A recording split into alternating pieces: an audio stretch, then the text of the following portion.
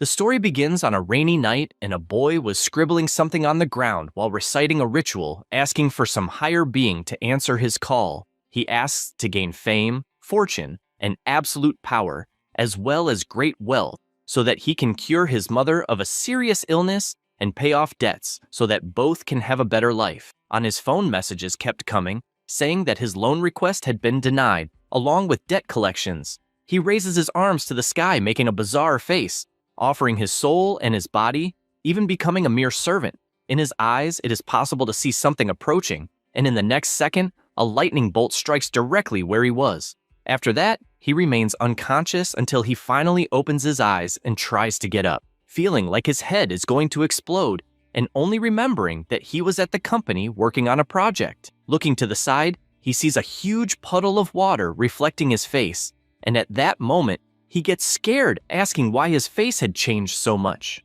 But his surprises were not over, as in front of him, there was a giant tree and he did not understand where the hell he was. Suddenly, a voice echoes in his head congratulating him. Then a book appears saying that it was successfully summoned and therefore will grant 3 wishes, allowing him to ask for anything. The MC is surprised since he is seeing a talking book, and something like that did not exist on planet Earth, and he wonders if by chance he transmigrated. He begins to analyze the book from cover to cover, since apparently he gained some wishes, although he thought 3 wishes were too few. Because of this, he has the brilliant idea that his first wish is for it to grant 10 more wishes, since he always wanted to try something like that. The book opens a hideous mouth and begins to transform into something bizarre while saying it even thought there was a problem with the contract. Chen is frightened looking up, since the book simply became a giant demon that only said that the human was a new soul. The MC remains on the ground scared since he does not understand what it means with the talk about soul or contract, and asks what exactly that monster is. The demon makes it clear that a mere mortal is not worthy of knowing about his existence, and the only thing he needs to know is that the original owner of that body used his own soul to summon him, and since the soul was consumed, another being occupied the body that was supposed to be his, making it clear that this makes him property. The MC is terrified hearing all this, since everything indicates that he really transmigrated into another body in another world and was used as a sacrifice. He decides to start running since he needs to escape as quickly as possible, but the demon only snaps his fingers, and Chen's body begins to catch fire for no reason. The demon explains that when the contract is ready and is violated, he will suffer cruel torture as punishment. He even calls him a pathetic human for being weak and warns that it is better to die in the end. However, still alive, the MC says that according to the law of the contract, in case of breach resulting from greater forces, Party B is exempt from responsibility, and since he himself was interfered with by the demon and could not complete the contract, then the responsibility lies with the superior, and therefore he cannot kill him for breaching the contract. The demon turns and asks if really a mortal is trying to impose rules, and he replies that he is aware that the monster in front of him is a powerful existence, and that it could even have killed him at that very moment and yet did not. So he deduces that this is nothing more than a test to see if he is a suitable candidate, and with his confident gaze asks if by any chance he was qualified to have the contract signed. The demon remains silent for a moment and bursts into laughter, finding the situation very interesting, since he is witnessing the first human daring to negotiate with him, and confesses that he has awakened a certain interest. Because of that, he summons the contract in front of the MC and says that he decided that if a human can grant him a wish, he himself will give a new life, and, with his horrifying face, says that he wants him to grant more than 999 wishes, and warns that there is not much time to think. Chen is outraged hearing this since the demon blatantly copied his wish. He gets furious since there is not much to do and answers that he will obey his new boss. Thus, the soul contract is signed, stating that the contractor gives his soul and must fulfill 999 conditions from the issuer of the contract, and once completed, the issuer may grant appropriate rewards. After that, the MC leaves and arrives in front of his house, although not knowing for sure if it really is his house since his new boss simply left him there. He remembers when he was expelled from the portal, while the book told him to do whatever he wanted, and that it would return soon to give some order. He becomes thoughtful about this since he imagined he would be treated as a slave, and that was not the case. And since he does not know exactly what to do, he just decides to go on with life. He opens the door of the house and upon entering, asks if there is no one in the house, while also noticing that the family's situation is more difficult than he imagined. He picks up a paper that was on the table and is shocked to see that it is a loan contract of 2 liters of blood, not understanding what kind of hellish situation the original owner of that body was in. Suddenly, someone appears hitting him with an iron bar, throwing him far to the other side of the room. The man asks if by chance he was dead since he dared to ignore his calls. One of his henchmen asks him to be careful not to kill him, but the other replies that it is fine since the MC is a thief and his body is resistant. Chen turns furious, asking who the hell they are, but he receives another blow straight to the stomach, with the blonde guy questioning if he forgot the debt he made 7 days ago and if by chance he is drugged. He begins to unleash countless kicks while also calling the MC's mother a stupid old woman, since she will risk her own life to pay the debt of a useless person, and asks if the 2 of them will always be trash. He only keeps defending himself while being forced to listen that he is a useless thief just like his mother and that they are not worthy enough to live. At this moment, he remembers when he was a child and his mother asked if he would like to give up being a thief. He answers that no, since he does not want his mother to work so hard, and also says that he had a nightmare where he dreamed that she had to make handicrafts every day until one day she slept and never woke up again. She is surprised hearing this and, smiling, extends her hand to his head and asks him not to worry, since everything will be fine, and her image appears in front of him trying to comfort him, since all she wanted was for him to believe more in himself. These memories fill him with fury, and looking at the blonde in front of him, he lands a punch straight to his mouth that makes him fly with all force to the other side of the room. The henchman, who was not paying attention to what was happening, is startled to see something passing by his side like a bullet. They see Pietro completely smashed against the wall. The 2 turn around saying that something is wrong, and, when looking at the MC, ask if by chance that aura means he became a star level. He, with his frightening face, questions, what is the problem with someone of low class trying to rise socially and economically, telling everyone to shut up since he is not in the mood. Jungu looks irritated since, from what he sees, the MC is only at stage 2 of Class E, and even so, he is being arrogant. Because of this, the 2 begin to walk slowly, agreeing to give him a good lesson so he learns once and for all. The MC begins to feel the power flowing through his body and imagines that the Oracle and Stage 2 of Class E, which he heard the bullies talking about, could be about the power inside him, believing that it is probably of a higher level than himself. Suddenly, Jungu appears attacking, but Chen notices that he can see the movements completely and therefore easily dodges the attack, making him hit the ground. In the next second, he appears behind him and lands a kick straight to the head of the big guy, making human ketchup gush everywhere. James advances scared since as far as he knew the MC was Class E Stage 2 and doesn't understand how he can be so fast and strong, but he feels confident for being in a blind spot and maybe he can even break his ribs. This thought is useless since Chen, even with his back turned, lifts his leg and lands a direct kick on his stomach, making him vomit without understanding how he knew where he was without even looking, and because of that, he is thrown to the other side of the room. He starts begging for his life since he has no idea how the MC became so strong and claims he was only following orders since the one responsible for everything was Lin Yu. Chen questions that name and makes it clear that he will settle the debt, and that's why he wants them to stop bothering him. Immediately, Jaime grabs his colleagues and leaves the house. The MC stays silent for a moment and asks if by any chance his boss was watching.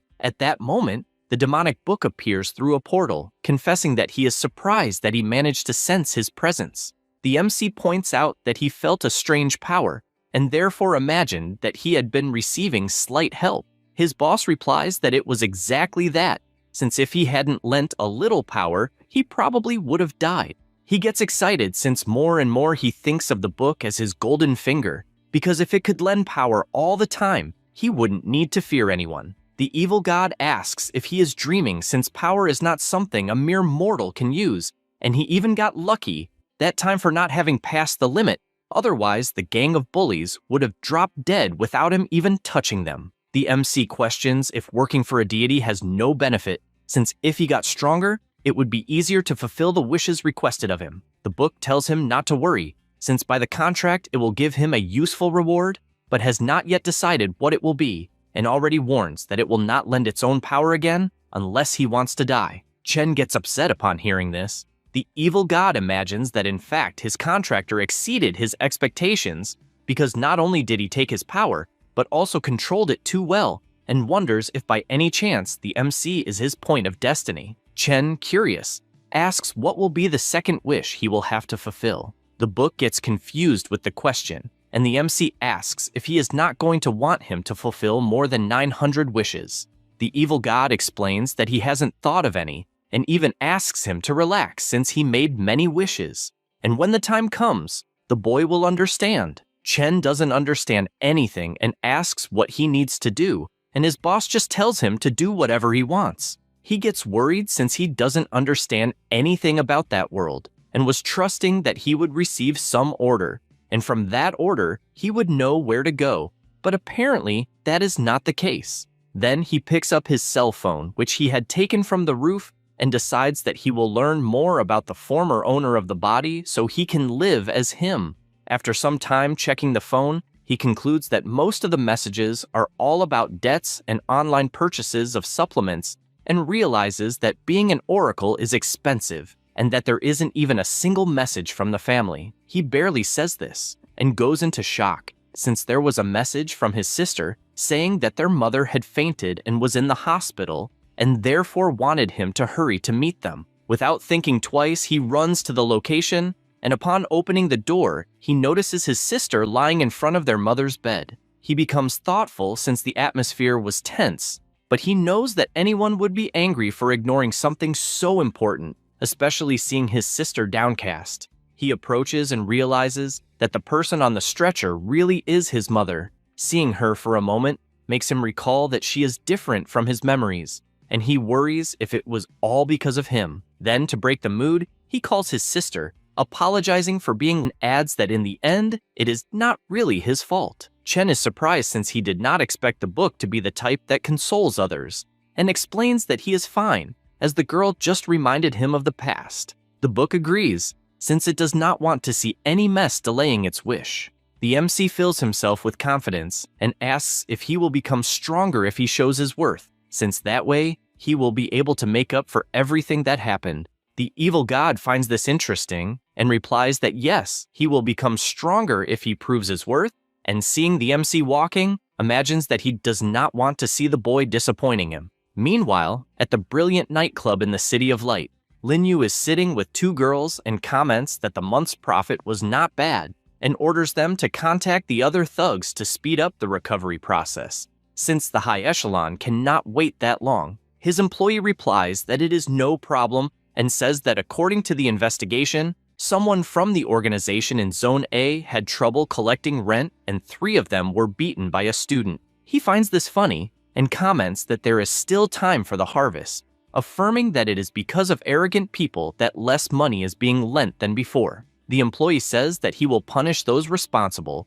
but explains that it is a special situation, since among the people there are oracles of apprentices of level 2 and 3, and apparently the thugs were injured by students who had just reached level 2. Lin Yu remains silent listening to this, and asks for the report, since he wants to know who it is. After seeing the photo of the MC, he becomes puzzled, trying to understand how a brat of low level could defeat a level 2 and a level 3 at the same time, since even one of the weakest level 3s can fight against 10 people of level 2, and the gap between levels is not something that can be compensated only with skills. He smiles, considering that Chen may be hiding the strength he possesses, since he is probably a level 3, then orders close observation, and not to let such a talent escape. The next day, the MC appears running, until this catches the attention of an old man, who asks why he has been arriving so early in recent days, since the restock of basic stellar energy supplements recently arrived costing 400 per bottle.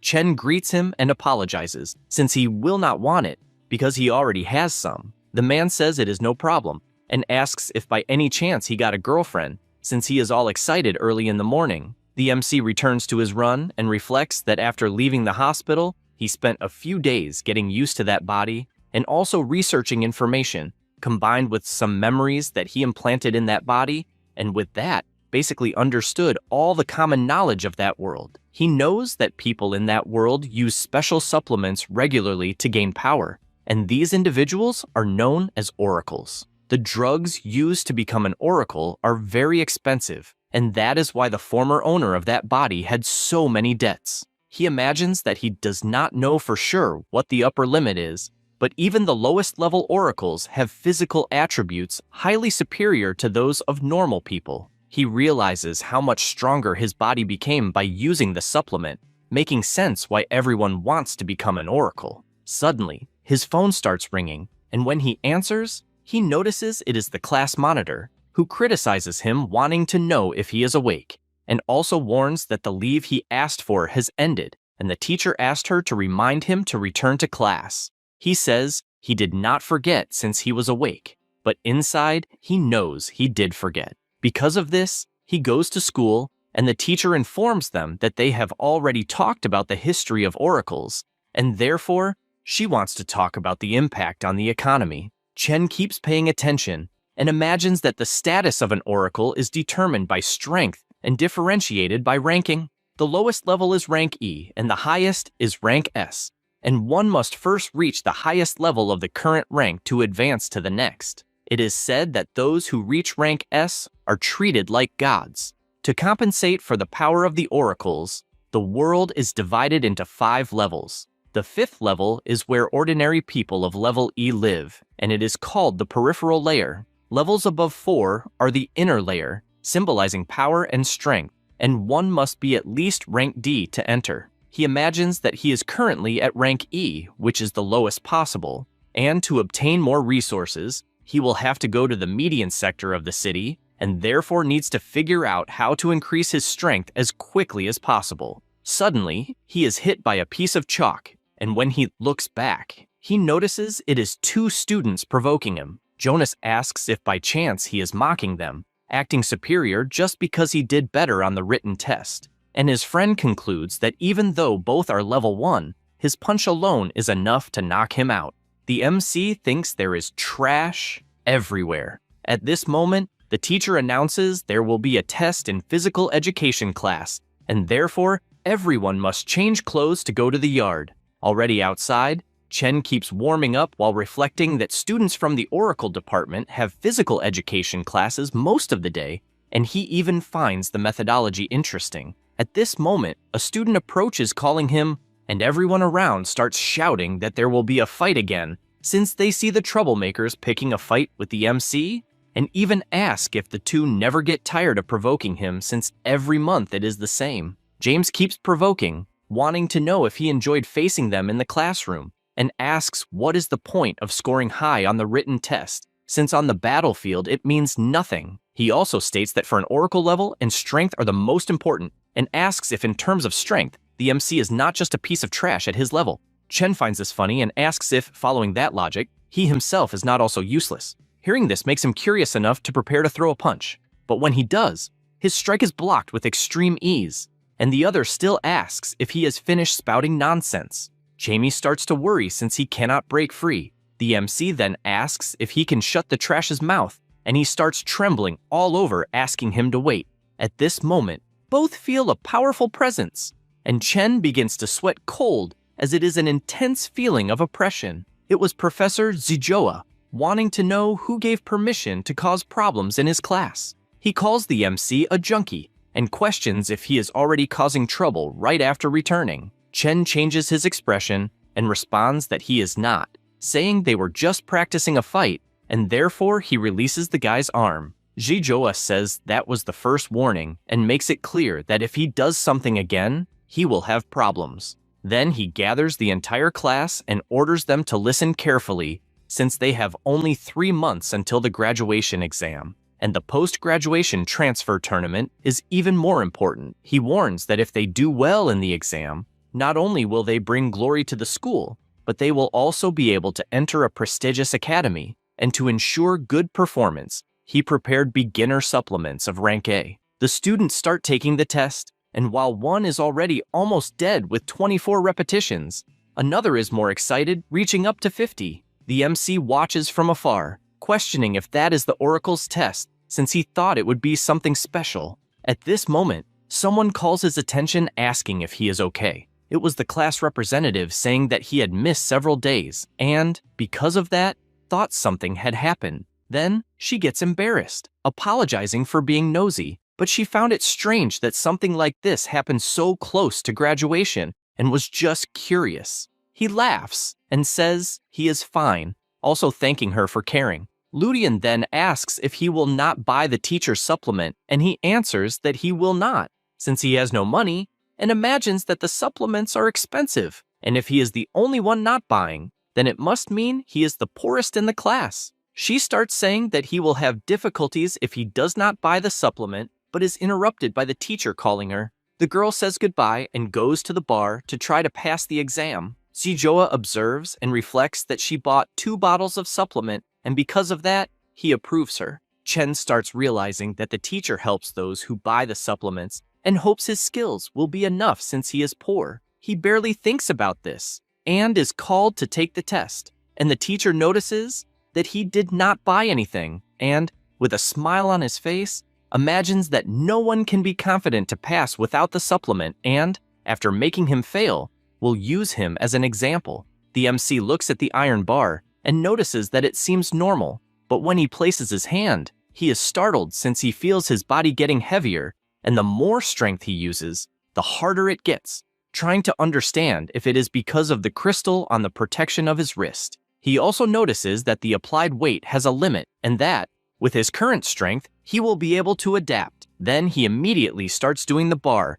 even with the weight rising from 20 kilos to 100. The students around are surprised to witness this and ask if by chance the MC just did 100 times, since before he could not even do 30, and he is already almost second in the ranking. He finishes the exercise, and at the same moment several students run around him saying that he was incredible, since with the grade he got he could join the elite class.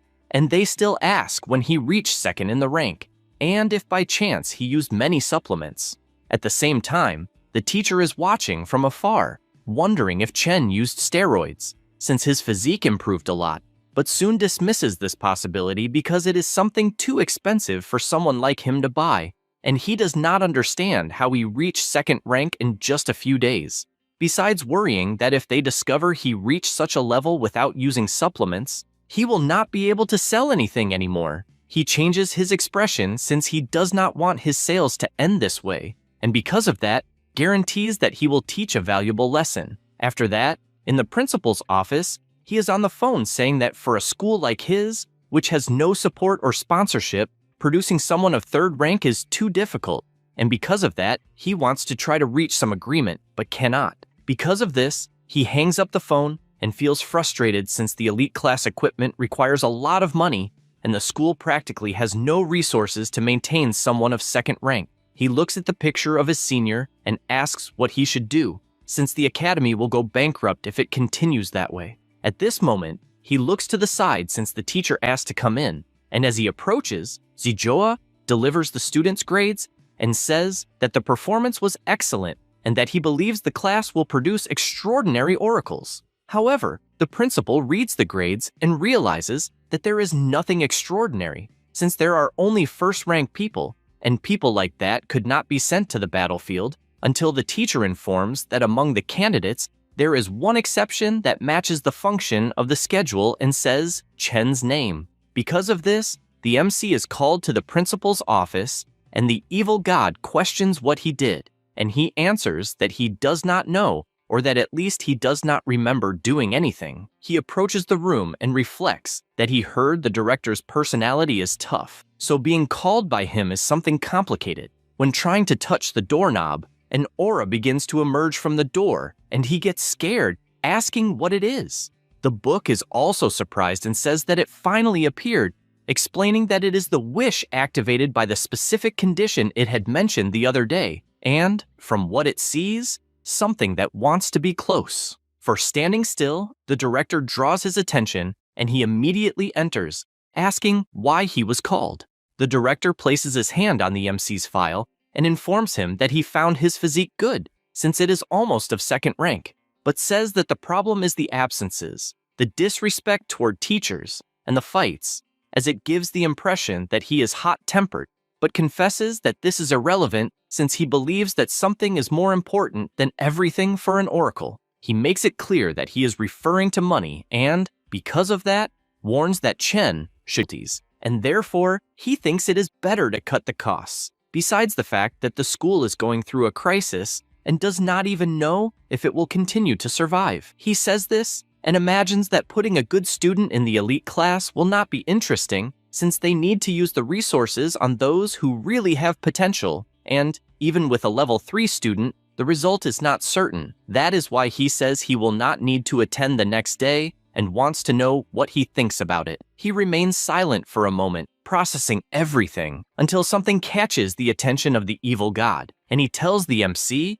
that he has found the target and therefore wants him to take it. He asks if it is some kind of joke since he can barely stand, and questions if the book cannot take it on its own. The evil god replies that obviously, if he could, he would have already done it, but the contract stipulates that he can only obtain something that belongs completely to the MC, and therefore he must find a way to possess the crystal. He does not like this at all, since if he wants to pay his debt, he will need to enter the central zone of the city, but he is aware that entering the city, besides requiring a rank D, also asks for an Oracle graduation certificate, and that is the only high school in that city, so he cannot be expelled at all. After thinking about it, he takes a deep breath since he needs to find a solution, and as far as he remembers, since the founding of the Elite Academy, no student has surpassed level 2, which means that for the school, anyone above level 2 is incredibly valuable. He calls his master, and since he has not yet received a reward for helping to fulfill the wish, he asks if he can decide on his own which one. The book thinks for a while and replies that probably yes. Then, confident, the MC says that the reward he wants is to borrow the power. The evil god says that his body will not withstand it and that he only survived last time by pure luck, so he asks him to choose a different plan, but he replies that he cannot risk being expelled, and since if that happens, he has no idea how long it will take until the next chance to reach the central city, he asks him to trust him. The book perceives all this confidence and activates the contract, releasing its power, also warning that he will be on his own. The contract appears stating that the contractor grants the contracted one a reward, which is to borrow the power at any time, but warns that all consequences are the responsibility of the contracted one. He accepts without thinking twice. At that moment, the principal asks if he has anything else to say, and he replies that he would like to be tested once again to be able to decide his status only after that. Hu Wei sighs and tells him to squeeze his hand, and when he does, he realizes that he is at level 2 and that it is higher than the report stated, but still far from enough, and therefore considers it a shame. The MC closes his eyes since he knows he has only one chance,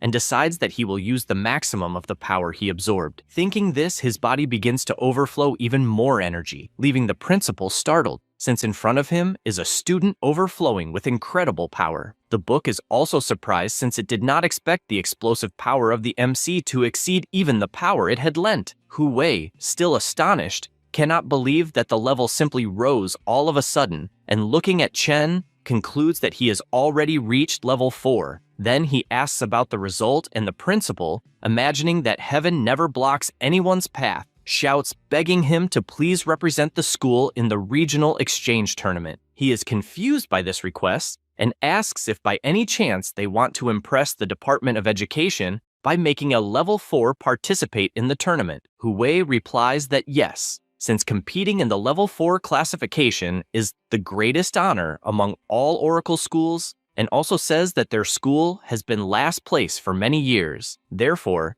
they need to show results soon. He also reinforces that this is the reason they are concentrating their resources on the most promising students, and even apologizes for having judged him wrongly. The MC says it is all right since he understands, and the director says he is happy to know that, and that, as an apology, he will waive his tuition, and as soon as he is transferred to the elite class, he will have weekly supplies. He also reinforces that if he has other needs, he should speak up, as the school will do its best to support him. Then he changes his expression, knowing that an exceptional student would be welcome anywhere, and therefore says that he hopes from the bottom of his heart that he considers representing their school in the tournament, and makes it clear that he is not exaggerating when he says that the school's future may depend on his decision. The MC reflects that the tournament must be important for them to be offering all of this, and so he makes an attempt saying that he would like to ask for the black crystal on the shelf. Hue turns and says that it is the black star crystal left by the former director, and although it has no practical use, it represents the spirit of the school. However, he knows that if the school ceases to exist, that spirit would have no meaning, so giving it away means saving the school, and he sees no problem. Chen asks him not to worry, as he will do his best in the exchange tournament. The director says it is settled, but confesses that he is a little curious since he has no idea how a student increased his power so drastically. He laughs and replies that he trained in secret and has a kind of special training method, and therefore asks to keep that level a secret. Hue says that it makes sense, and imagines that concealing levels is a skill developed by oracles to deceive enemies in combat, and he did not expect someone so young to have such tactical awareness. At this moment, a female student arrives in the room at the director's request, and he says that she should quickly take Chen to the elite class according to his instructions. She says it is fine, and they both leave walking through the school. At this moment, the teacher comes running and starts shouting at the MC, saying that he tried to beg the director to change his mind, since even with average grades, everyone deserves the right to learn, and he also asks him to stay dedicated even after being abandoned. The MC does not understand all of this, just like the student, who says that Chen was not abandoned, but transferred to the elite class. She also says that the director is looking for him and even seemed angry. Zijoa thinks about it and realizes that he screwed himself badly by trying to mess with the MC. After that, already at night, Chen lies on his bed relieved since he managed to go from level 2 to level 4 in just 3 months, and even rich geniuses spend a lot of money to rise only one level, so he asks his master if there is any way to level up alone at once. The evil god replies that obviously not, and makes it clear that if he wants more help, he will first need to fulfill the wish, since it was the priest in recent years, and few qualified for the advanced class, so they did not hire more staff. Chen realizes that, in fact, the school is in a bad phase,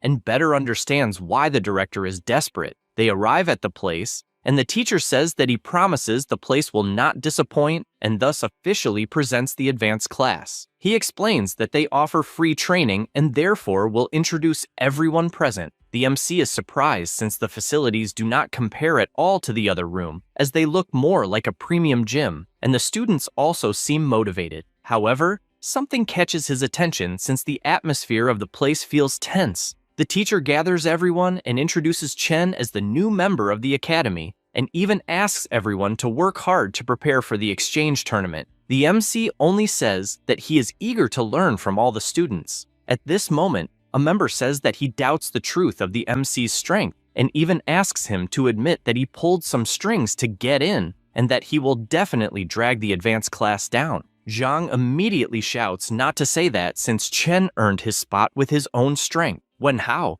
overflowing with his power, asks to see it, and formally challenges the MC to a duel. All the students are surprised since they had not heard of a formal challenge in centuries, and, unlike normal training, formal challenges require both sides to fight with their pride at stake, and the loser must obey the winner without complaint, without understanding how the strongest student in the academy is intimidating a newcomer this way. A student lifting weights asks what is happening, and a girl replies that apparently a transferred newcomer is about to fight Wenhao. The teacher asks not to worry since a formal challenge is only accepted if both parties agree, but Chen accepts the challenge without thinking twice, and even says that if it is a friendly match without lethal force, then there will be no problems. He says this imagining it is a good chance to assess his strength before the tournament. At the same time, in the director's office, The teacher calls reporting that Chen is already fighting another student, but soon specifies that in fact, it was Wenhao who issued a formal challenge, and Chen accepted. At the same time, the entire class is encouraging Wenhao to teach the newcomer a lesson. The director thinks about this, wondering if the MC is perhaps conducting some kind of test since, as far as he knows, he trained in power concealment and therefore orders the arena to be prepared as he authorizes the challenge. With everything settled, both stand face to face, and the teacher warns that he will dictate the rules since it is Chen's first time. He states that it will follow the same format as the regional tournament, where only the two combatants can enter the arena and anyone who interferes will be expelled immediately, and both must have the same star level. Wenhao wonders if by chance the MC is also an E rank level 2, since from what he sees, that is what the cube is showing. The teacher continues the explanation, making it clear that they cannot use lethal force, that the winner of the duel was Chen. Wenhao still tries to process that he lost, as do all the other students who are shocked that the strongest in the class lost to a rookie. The MC imagines that the match ended faster than he expected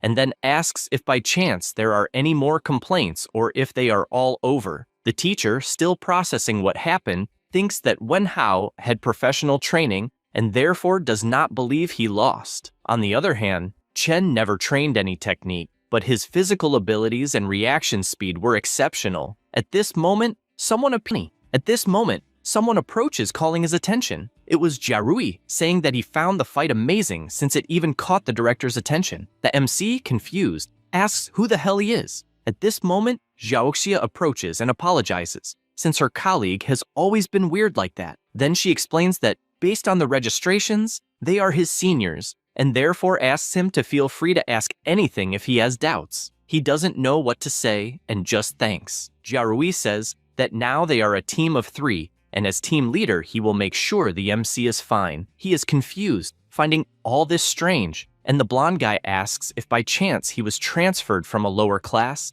and also asks where he learned the combat technique he used in the battle. Chen says he didn't understand what he meant by combat technique, and Yarui cannot believe he doesn't even know what that is, and asks what move he used to defeat Wenhao. He smiles and just says he struck by reflex. The two cannot believe it, since it was a brutal blow, and even say that if Wenhao finds out, he will be furious. On the other hand, the girl decides to explain that combat techniques are powerful moves that only high levels can learn using scrolls or memory stones, and depending on how they are, the effect can change. There are also many types of techniques that match each one's fighting style. Jiarui takes advantage of the subject and says that the move Wenhao used in the battle was a rank D combat technique called hook wind kick. The MC is surprised to hear this since it was indeed strong enough that he couldn't block, and, wanting to know more, asks if combat techniques are rare. The blonde guy replies that they are basically ranked, and the stronger they are, the rarer they become. In addition, the school teaches the basic ones, but if you want powerful techniques, you will have to buy them or have someone to share, and he informs that a basic rank D technique costs around 500,000. He is shocked by such a price, and has no idea how many months it would take to get it. Jiarui gets excited since he has a technique he would like to present to the MC during a training session, just like Xiaoxia, who also has one to show. Chen gets startled since both are acting as if 500,000 is not a big deal, and therefore, he believes they must be rich. With that thought, an idea comes to his mind. Since if both are from a wealthy family, then maybe he can get information about ways to make money. Because of that, he asks if there is a quick way to make money for someone who wants to buy a technique but has none. Jiarui asks if anything counts, like robbing a bank, but he replies that this is not allowed either. The blonde guy becomes thoughtful, trying to imagine a way without limits to get money quickly, and concludes that the only option is the miracle zone called Blackwater District. At this moment, Xiaoxia appears, punching him on the head and asking him not to talk nonsense, since if a teacher hears them,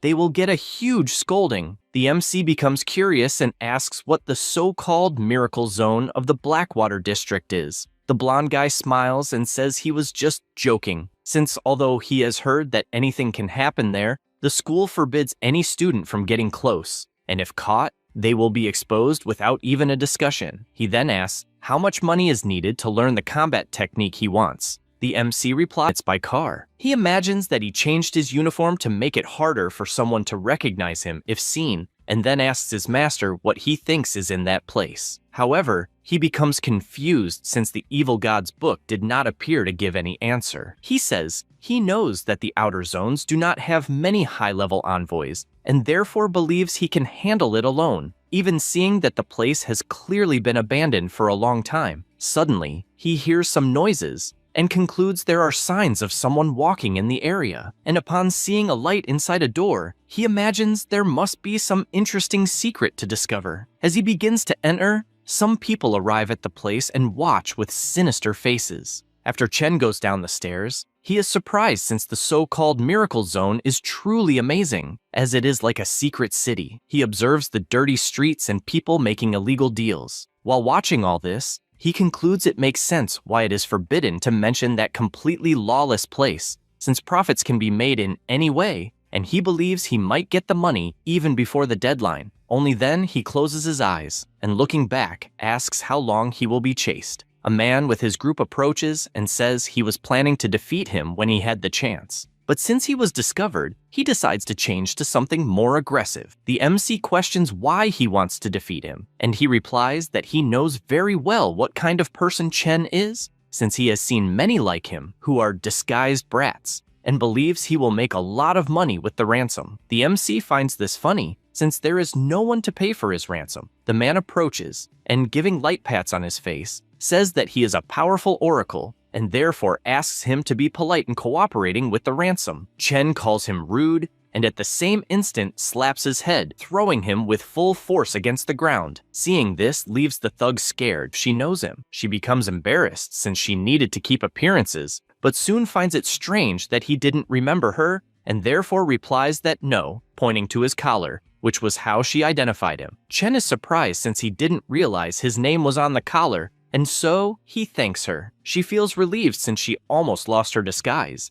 and then asks him not to disclose information about the Blackwater district since it is dangerous, and therefore offers to take him out. However, he refuses and thanks her since he has urgent business in that place. Furthermore, he becomes downcast because if the girl tells that a student was there, he could get into trouble. As he was leaving, the girl starts imagining that it has been years since she last saw Chen, and wonders if he really forgot her or if he is pretending, and if he really is a student, she doesn't understand what he is doing in such a dangerous place. She also noticed something different when touching him, and questions if by chance he became an oracle. Somewhere else, the MC makes his deals, and after concluding them, thinks that he already has enough to cover the basics, but knows that he will need to find another way to make more money. At this moment, a man calls his attention and says that he is a tour guide since he knows everything about that place, and therefore he could ask anything. The MC is surprised to know that, asks if by chance it is an underground fight club. The man replies yes, and that it is the Money Hub. He explains that that night a special fight is happening since the winner gets the cash prize, a portion of the bets, and even oracles appear to fight. The MC realizes that although the fighter seems strong, he is level 1, and upon seeing the prize amount, understands that it is a perfect chance to gather money. The man asks if by chance he would like to enter since he could arrange some chips, but he tells him to forget the chips since he will take the prize money. The guy becomes confused since he first thought he would make money by betting and not by fighting. At this moment, Lin appears, since she saw the MC enter the place, until she becomes shocked when looking ahead, as she sees him inside the ring and doesn't understand what is happening anymore. The fighter introduces himself and says that he is the strongest of all, but before even finishing speaking, Chen lands a punch on his face that sends him to the other side of the ring. He can only think that he needs to finish as quickly as possible, and therefore asks for the next one to come in immediately. The man does that,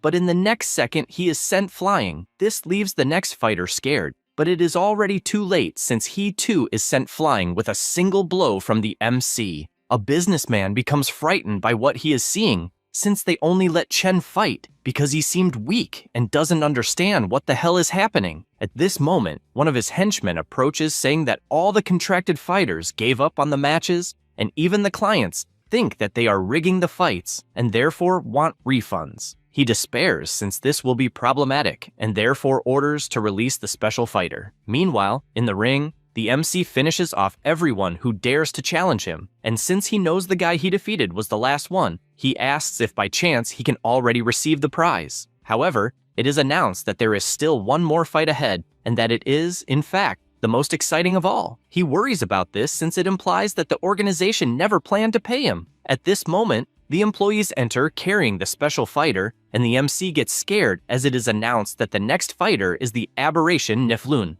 After positioning the monster, they release it from the restraints to the point of it falling to the ground. The MC keeps watching without understanding what is happening until a device on the back of Niflun's neck activates, and he begins to rise, showing the hideous face he possesses. A woman in the audience says it is scary, and her husband asks her not to worry since he is there to protect her. But in his thoughts, he is relieved to be in the last row, as he almost peed himself from fear. Lin also gets scared and does not understand why a monster like that is there. Holding her phone tightly, she imagines that Chen is not capable of dealing with a monster of that level, and also knows that she cannot rescue him as that would expose her location. She grows more and more frustrated. Meanwhile, the MC finds it annoying that the evil book does not appear in such a crucial moment and knows that Niflun is definitely different from his last opponent. He looks directly at the monster and immediately realizes how frightening it is, since it looks more like a hunter going toward prey. At the same instant,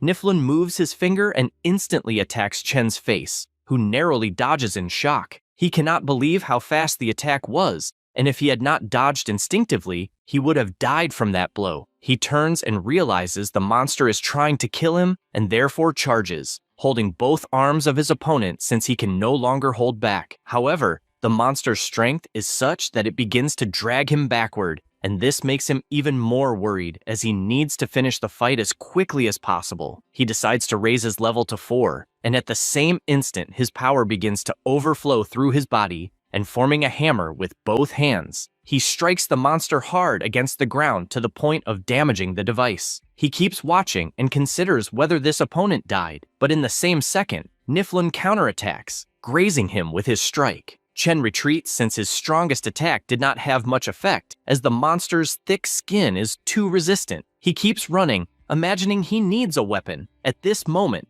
Niflun attacks again with the resistant skin he created on his finger, and the MC takes the opportunity to break it in half. Then he takes the skin to use as a weapon and lands a direct blow on the monster's neck to the point of breaking its jaw. This frustrates him since the blow was superficial despite causing damage. At this moment, the monster begins releasing gas throughout the arena, and Chen wonders if it is toxic mist, but realizes it is just ordinary mist. Because he overthinks, he gets distracted and a blow lands directly on his stomach. He tries to counterattack, but besides missing his target, he takes another hit on his back. He tries to defend himself from the countless blows he is taking while imagining that he cannot see anything in the mist, and all he needs to do is find a weakness. He knows that even if he survives the attacks, at some point the borrowed power will end, and therefore he must finish the fight before that happens. He tries to calm down since he needs to see through the enemy's position using all his senses. He thinks about this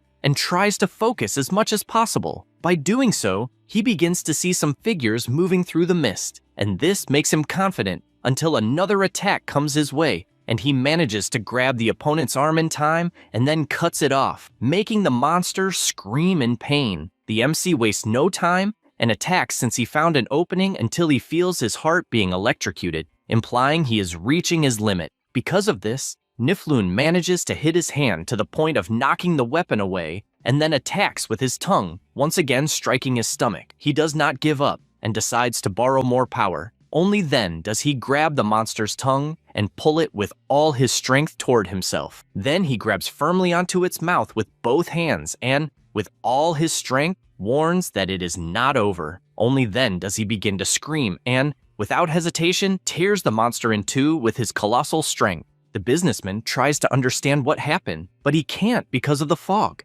until he looks terrified at the result. The same goes for Lin, who doesn't understand how what she just saw was possible, since right in front of her was Chen holding the monster's 2 pieces in each hand. After throwing them on the ground, he looks back with his evil gaze and terrifies all the security guards. The businessman keeps asking how it was possible and, full of fury, says he can't believe his star fighter, for whom he paid a high price, was simply killed. The MC remains standing in the arena, hearing the organizers shout to go to the competitor to congratulate the new champion, and that makes him wonder if it's finally over. After that, backstage at the arena, the organizers show the cash prize and inform him that it totaled 510,000. Chen reaches out his hand, but one of them closes the briefcase at that moment. Then, he tells him to wait and, furious, orders him to become a contracted fighter competing under his agreement. Only then he will receive the 510,000, or else just accept 110,000 to walk away. Chen questions what he means by that, and Shouting Pyong warns that all contracted fighters have fled, and the main fighter of the event the MC killed. Therefore, he owes compensation. He makes it clear that no additional fights were mentioned, and therefore stepping into the ring automatically means signing a life or death contract, so killing the opponent was nothing more than a consequence. The businessman becomes increasingly intimidated, especially seeing the sinister aura the MC is emanating. Because of this, he draws his gun, asking who the hell he thinks he is to make demands. However, in the same second, he approaches and destroys the gun with one hand, also breaking his finger. Because of this, Pyong shouts for everyone to shoot immediately. The henchmen point their guns at Chen, who just watches. At the same time, in the audience, everyone is startled when they hear gunshots, and suddenly, one of the henchmen flies through the window and crashes to the ground while people ask if this is some kind of movie scene since the jump was insanely high. Lin, however, realizes what might be happening. Meanwhile,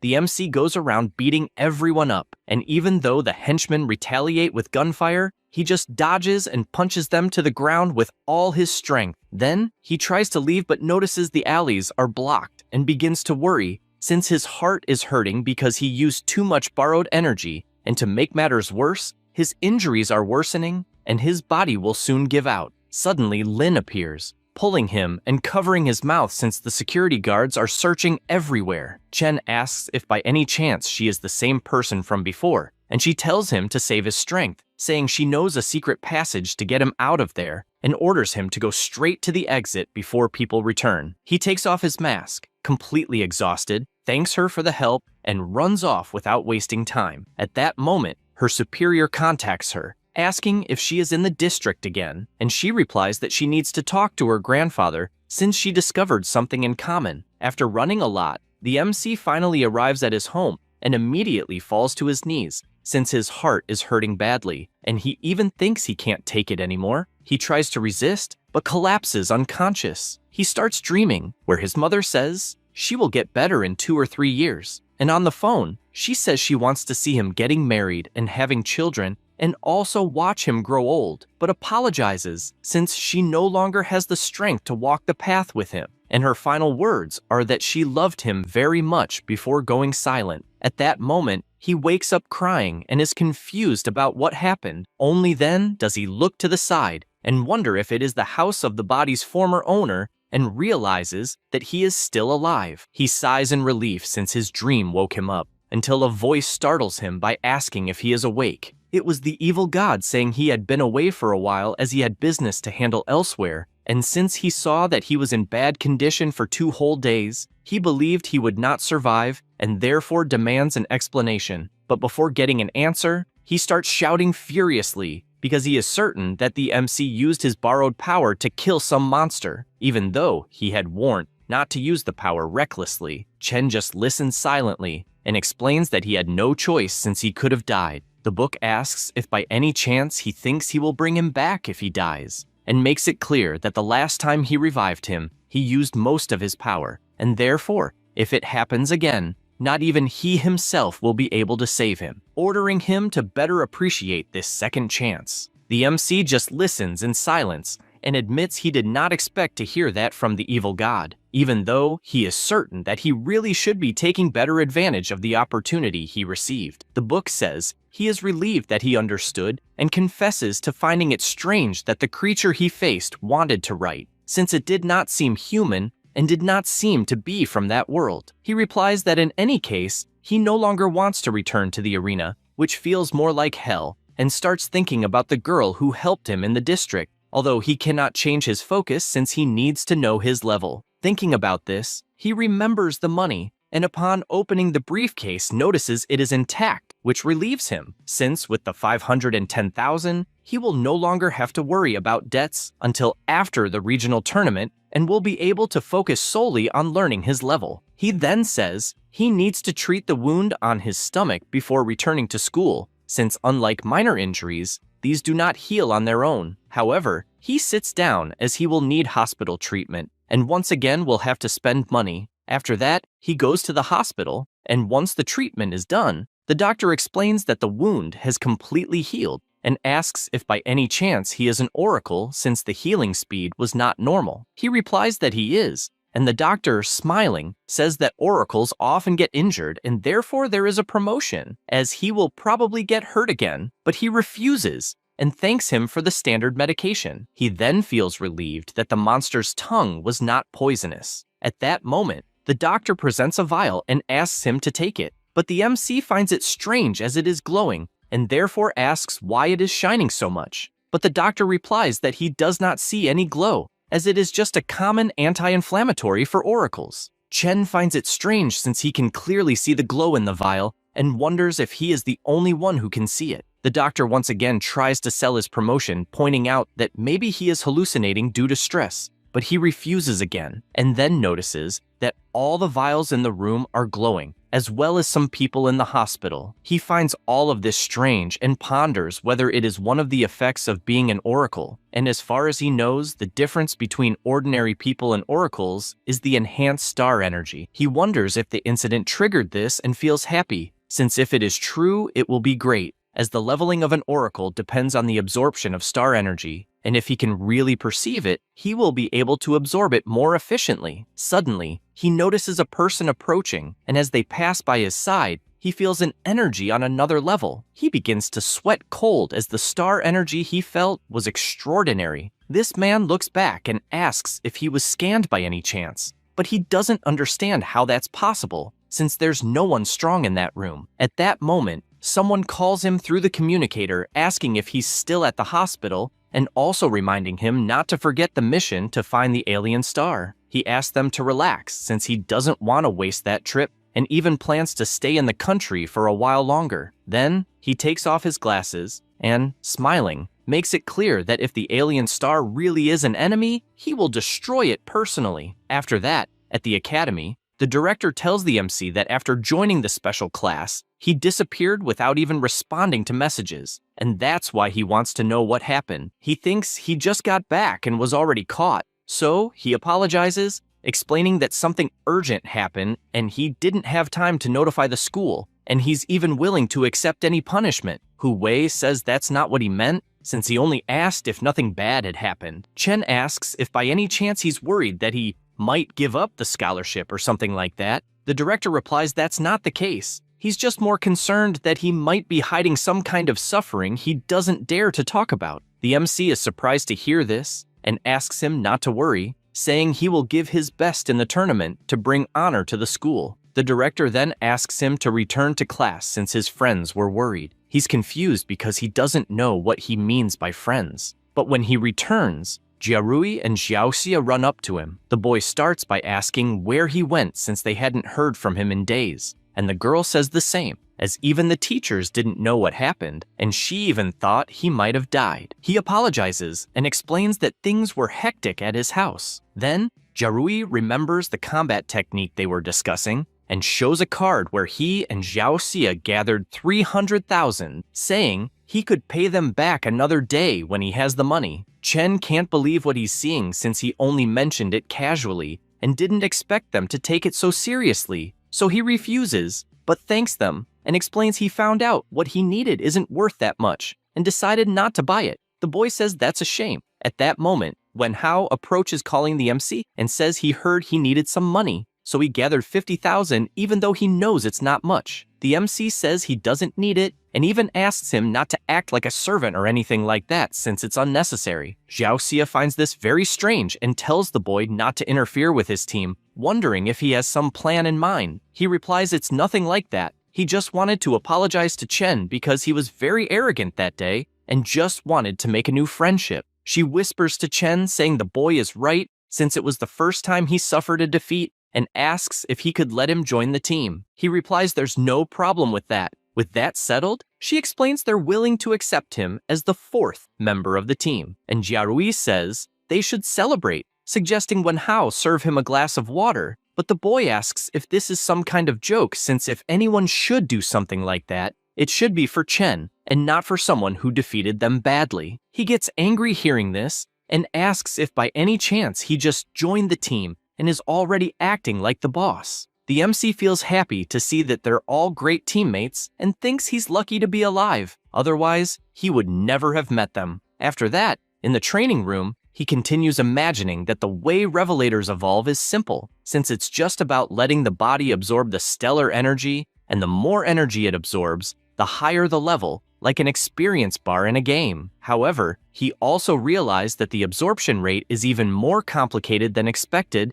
and knows this because he used equipment to maximize the intensity of training, but his absorption rate is still low. He knows that the stellar energy in the body was not absorbed in time, and that if it continues slowly, it will just leak out, completely wasting it. He is not even surprised that some people remain at the same level their whole life, and, in fact, if he keeps the current pace, he will never reach level 4 before the competition. At this moment, Jiarui appears and says that the free training is getting boring and asks to fight to change things. This makes him reflect that it was only at the time he had to fight the monster that he accidentally forced himself to understand and absorb the stellar energy, and because of that, he says that he has an idea and will need everyone's help. They go to the place, and Xiaoxia activates her dancing fist, just like Jiarui, and both attack Chen at the same time, who only blocks and dodges the attacks. After this training, he says that they have been training for almost an hour, and therefore everyone should rest. Xiaoxia admits that she thought the proposal of a 2-on-1 fight was a joke and didn't think they would even manage to touch him.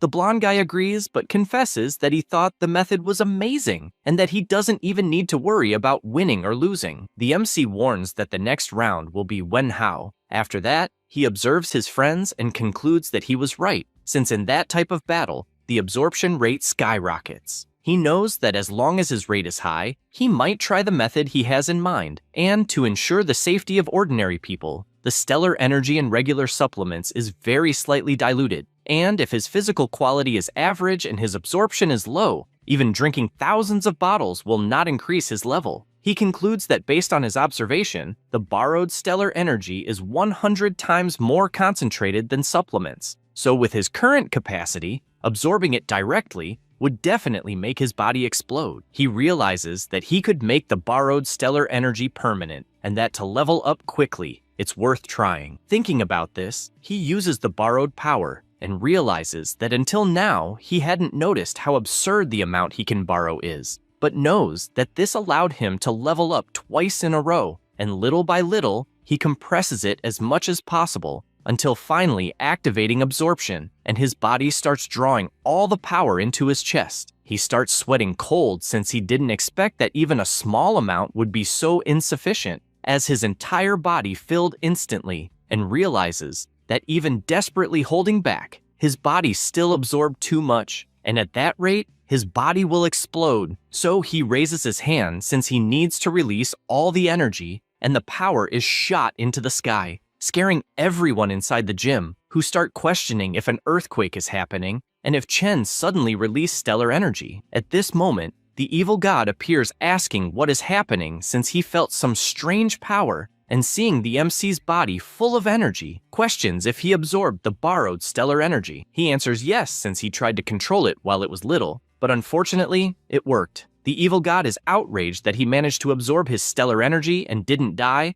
and asks if by any chance he really could be his predestined one. The MC asks what he said, and the book answers nothing since as long as he stays alive, that's what matters. At this moment, the teacher appears asking what happened, and they reply that they were just sparring for practice until Chen burst with energy. He is surprised to hear this since he sees intense energy overflowing from the MC, so he asks Wenhao to fetch a detector immediately. After running the test, he realizes he is level 3, and everyone is shocked because they are unsure if they saw it correctly. Because of this, Jiang runs at full speed since Chen is the first level 3 they've had at the school in a long time, and he needs to report it to the principal. The girl asks him to teach her how he leveled up, but he simply tells her to keep training since she'll get there eventually. Jiarui says he's not surprised he got so excited about the fight he had earlier, and she asks if by continuing to train, they'll really be able to level up like him. While the commotion spreads through the hall, the MC asks the evil god if he won't yell at him. The book replies that it's already used to it, and since he leveled up quickly, it won't waste time arguing because it needs him to get stronger no matter what. He tells him not to worry, since he has a lot of energy stored,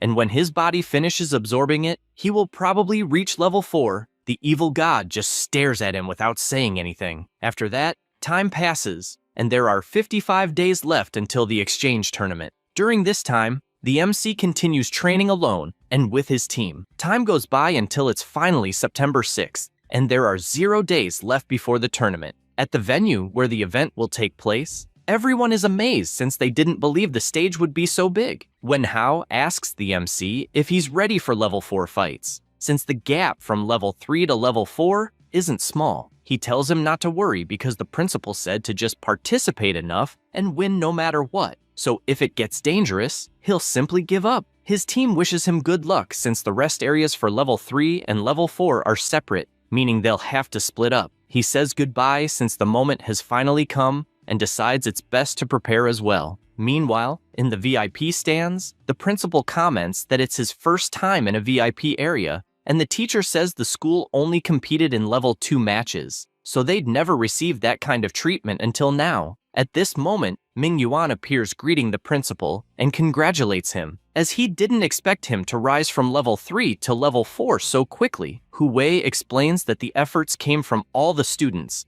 and that he just did his best to meet everyone's needs, also thanking him for notifying them in time about the rule changes. He emphasizes that there is indeed a new format, since the central government plans to increase subsidies for the winning schools, so the competition will definitely be fierce. At this moment, several people appear, saying they didn't know there were bumpkins there for the first time. The principal gets irritated at this, and his friend asks him to calm down, because those people are all principals of schools that won tournaments in the past, so it's better not to start a fight. He makes it clear that this was in the past, and the tournament hasn't even started yet, so who wins or loses is still to be decided. Likuo taunts them, saying he already expected that an arrogant dog barks louder the higher it climbs, and tells them to savor their last time on stage, since they'll never have another chance. The principal just sits down, and the teacher whispers, wanting to know if the kids will be okay since it's their first time in a high-level match. Hu Wei asks what he thinks about their school's students, and he replies that he thinks they're amazing, especially Chen, who is extremely talented. The director agrees and therefore only asks to trust him. Meanwhile, in the arena, Ludian is holding her school sign high in the crowd and reflects that she is very nervous since it's her first time in a place like that. Besides wanting to know how Chen is doing, she confesses that she couldn't believe it when she heard that he was going to enter the tournament. That was a week earlier. She was walking through the school right after receiving the news that Chen had moved to the special class and tries to cheer herself up, since now he is a school star who even represents level 4 players, and therefore she believes he probably wouldn't want to talk to someone from the lower class anymore. At that moment, she trips, but before falling, someone catches her. It was the MC, asking if by any chance she is okay. The class representative gets embarrassed and thanks him for the help, also asking what he is doing in that place. Chen replies that he was passing by when he saw her and decided to come over to say hi. Then he grabs the crate to help carry it, and she, even embarrassed,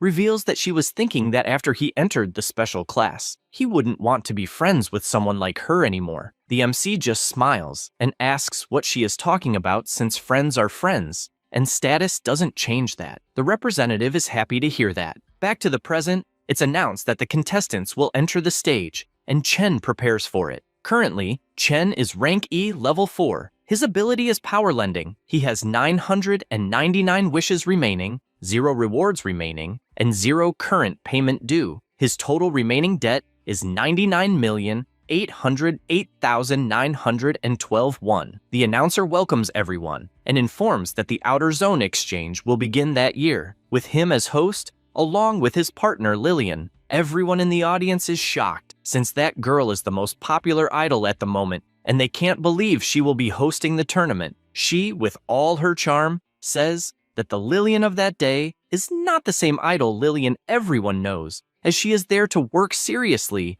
and the true stars are the contestants. They explain that there are 12 academies participating, and each academy sends 4 representatives. Among them, the Level 4 group has 16 competitors, while the Level 3 group has 32. However, that place is only for the Level 4 group, and if anyone wants to watch the Level 3 group, they need to go to another hall. She informs that the results of the Level 3 and 4 groups will be converted into points, and the final ranking will be determined by these points, starting with the advancement rules, where each match is one-on-one, and the winner moves on to the next round. Meanwhile, the winners continue fighting other winners until the champion is determined, and to ensure the contestant gives their best, the time limit will be half an hour, and the battle ends when one side loses the ability to fight or surrenders, so she hopes everyone shows their true skills. At that moment, she asks everyone to look up, and everyone is surprised to see the legendary Rank S envoy named Bai Yue, president of the venue,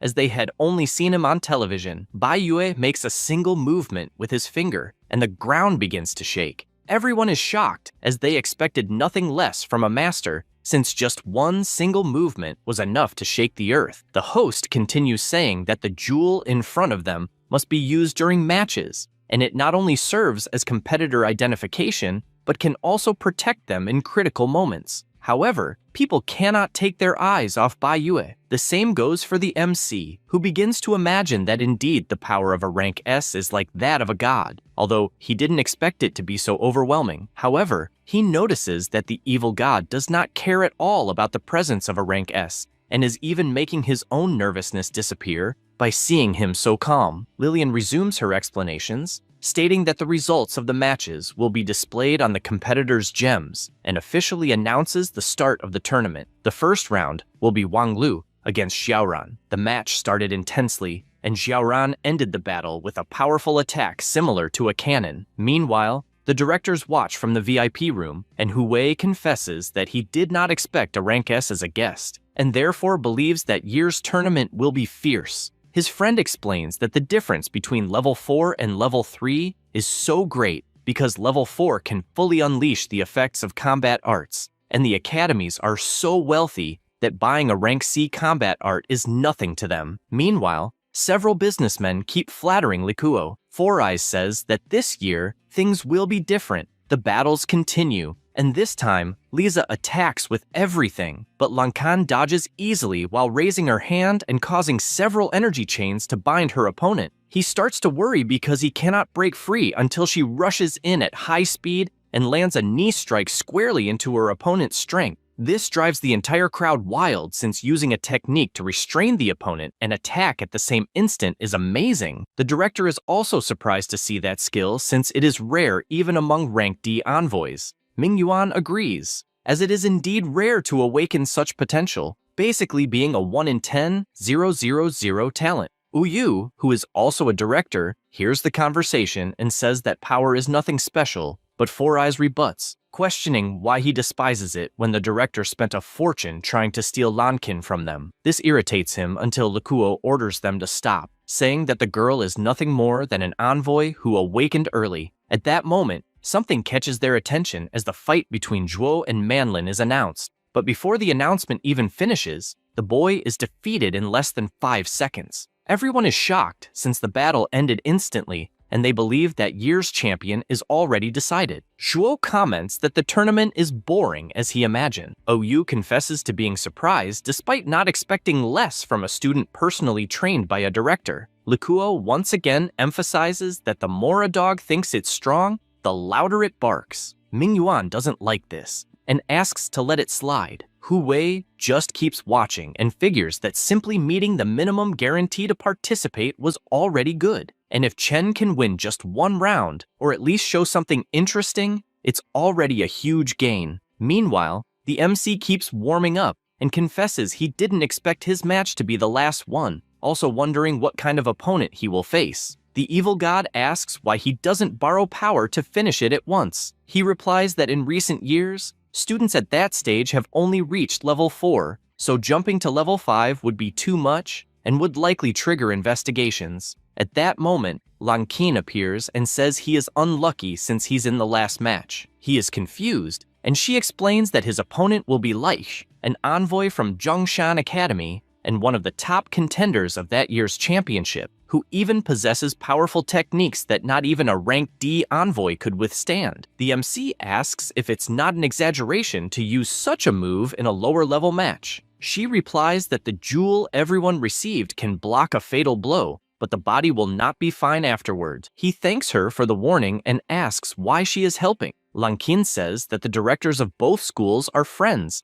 and therefore he can consider her a kind of ally. Then she says goodbye, explaining that she hoped he could play the role of an ally by eliminating some opponents for her. But since his opponent will be Leihi, she does not have high expectations, though she appreciates it if he can wear him down a bit. He becomes thoughtful about this since, given the respect she has for the opponent, he must be someone extravagant. After that, he goes to the arena as it is announced that the final match has finally arrived. Everyone is excited to watch the last match and shout that they couldn't wait any longer. He is surprised since he didn't expect such a warm reception, but soon feels frustrated because in fact, all that enthusiasm was for his opponent. At that moment, Leich appears in great style in the arena, and this makes the crowd even more excited to see the students' triumphant entrance. On the other hand, the MC looks back without letting himself be intimidated. Leich stands up and everyone starts commenting that they never imagined the final round would be him, a person who reached level 4 in just 4 years. The crowd was frantic on his side and see the class monitor so fierce, and they question what is happening. The narrator shouts that everyone is considering it a waste of a slot. At that moment, the woman mocks the class representative again, since she discovered she is a newcomer in the school. Meanwhile, in the VIP room, Uyu also mocks, saying that the student from Huwei's school had the bad luck to fall against Reiche and laments that he will be expelled from the battles without a single victory. The director only sighs, and his friend asks him to ignore it since every school has a first time. At the same time, in the arena, Reiche asks Chen if it is his first time in the tournament and confesses it was such bad luck to have encountered him in the very first fight, saying that unfortunately, they must understand that genders carry heavy expectations. However, the MC only tells him to just fight normally at once. In the blink of an eye, Reich moves and appears beside the MC, saying he will use only 1/10 of his power as a warm-up, since as a first fight, it will seem a bit more respectable. His speed was such that he ended up on the other side of the arena, and once again, Chen just asks to fight at once. The narrator, seeing this, is ecstatic, wanting to know what happened since Reichi appeared instantly at Chen's side and without delay shouts for them to start the fight. With the order given, the blonde boy moves quickly and attacks with all his strength using his fist, and before hitting moves again, going in all directions around the MC. The narrators are perplexed with what they are seeing, wondering if perhaps it is a special technique. They observe the countless simultaneous attacks at high speed, and the narrator says it looks more like several enemies attacking at the same time. Lankin, watching the fight, sighs and says that unfortunately, the guy is really difficult to deal with. The director Uyu, however, is pleased since his student's strength is much greater than what he is showing, and in fact, no one can match him. Reiche keeps moving at high speed and asks why the MC is not moving, and if by chance he cannot even keep up with 1/10 of his speed. He laments and says, it makes sense since only Zhuo is worthy of being his opponent, and while preparing another attack, he says he will finish it once and for all. Chen laughs and asks if he really thinks he is not dodging. This scares his opponent, since at that same instant he takes a punch in the mouth even though the MC was facing the other way. This surprises the narrators as well as the other fighters and the audience. The same goes for Reichi, who after taking the punch, needs to understand what the hell just happened. The punch was enough to knock him to the ground, and the narrator shouts that Chen delivered a single punch and easily broke through his opponent's technique. People start shouting that Reichi was hit and that Chen is cheating. He is outraged by this since he only counterattacked. In the VIP room, the Four Eyes celebrates his friend's student strike since it was incredible. Uyu, however, shouts that it is impossible since no level 4 can match Rika's speed, and asks if by chance the student is actually an older person in disguise. The director finds it funny and questions if the evaluators wouldn't have noticed if he were someone in disguise. Uyu tries to argue back, but Likuo tells him to shut up since that noise is becoming an embarrassment, and, looking at Rike, warns that the fight is not over yet. The MC looks back, and his opponent warns that he has not lost yet. He confesses that using only 1/10 of his strength was a mistake for underestimating him, but guarantees that he will no longer hold back. He begins to overflow with an absurd power since he no longer wants to suppress anything. His power starts spreading throughout the arena in the form of thunder. Chen realizes it is an intense energy until he gets scared by a beam of light passing by his side. When he notices, this power changes direction, and the narrator shouts that Leish is using the arena's barrier to keep increasing his speed more and more. He gets excited since he is about to witness the famous signature battle technique. The blonde boy smiles and goes all out with his explosive kick, but it is completely useless since it only served for him to receive a punch in the face that throws him with full force to the other side of the arena. The MC warns that he should have attacked earlier since it gave him time to get used to his speed. The narrator shouts that once again, Leihi went flying after receiving a blow and announces that his star stone turned red, meaning he completely lost the ability to fight, and therefore announces that the winner is Chen. At the same time, he reflects that he almost couldn't contain his strength, but feels relieved for the existence of the Star Stone that grants enormous protection, and believes that this way, everything will be fine throughout the fights. The audience does not hide their surprise since the fight was so fast that they could not even follow it. The division of fights is shown to everyone, and the battle continues with Lan Qin defeating his opponent as well as Shuo. The crowd becomes increasingly amazed since the fights are being finished with just one blow. At this moment, he faces a murderous intent and the crowd is shocked since this happened out of nowhere. Now the next fight is between Chen and Xiaoran. The boy starts by delivering his explosive punch, which is almost impossible to block. But the MC keeps dodging with extreme ease, and with just one punch ends his opponent. Meanwhile, the organizers who are watching the fight are outraged since Chen is winning without even using a battle technique, as he is only using star energy to strengthen his body and nothing more. Xianmin questions whether by chance the MC is at a level above 4 and lowered his classification to compete, or if he is using some kind of illegal drug to increase his power, since in either situation, it is a violation of the tournament rules. The narrator prepares to announce the next fight, but notices that the organization is heading toward Chen. The audience does not understand what is happening, and one of the organizers asks the MC to put on the special glove and then release an explosion of the pressure of the star energy once he has put it on. The audience speculates what may be happening since the inspectors went to interrogate Chen and believe that perhaps he is not level 4. The MC feels embarrassed and reflects if perhaps he overdid it too much, and that he will need to be careful not to stand out in the future. The result is that his star energy is stable, and he really is a ranky level 4. The inspector says that the verification was complete and there is no evidence of fraud. Immediately, the narrator shouts that they confirmed there is nothing wrong with Chen, and therefore the tournament will continue. The audience hears this and shouts inconsolably since Chen defeated countless opponents in a row, and in fact is not using cheating. It is announced that the next fight is between Lu and Chen, and soon the boy begins to sweat cold knowing the MC's power. And indeed it was so, since another fight ended with just one blow. The narrator shouts excitedly, since unbelievably, Chen secured another victory and advanced to the finals. Mingyuan praises his friend since he has a special student. Furthermore, other people start flattering, saying that director Hu Wei is better than they thought, including hearing that he is someone extremely dedicated to work, and that is why he got an incredible student. He becomes thoughtful since Chen really reached the finals in his first tournament. After that, Lan Qin begins to climb into the arena, imagining that for the honor of her academy, she cannot lose. And when she sees who her opponent will be, she is startled,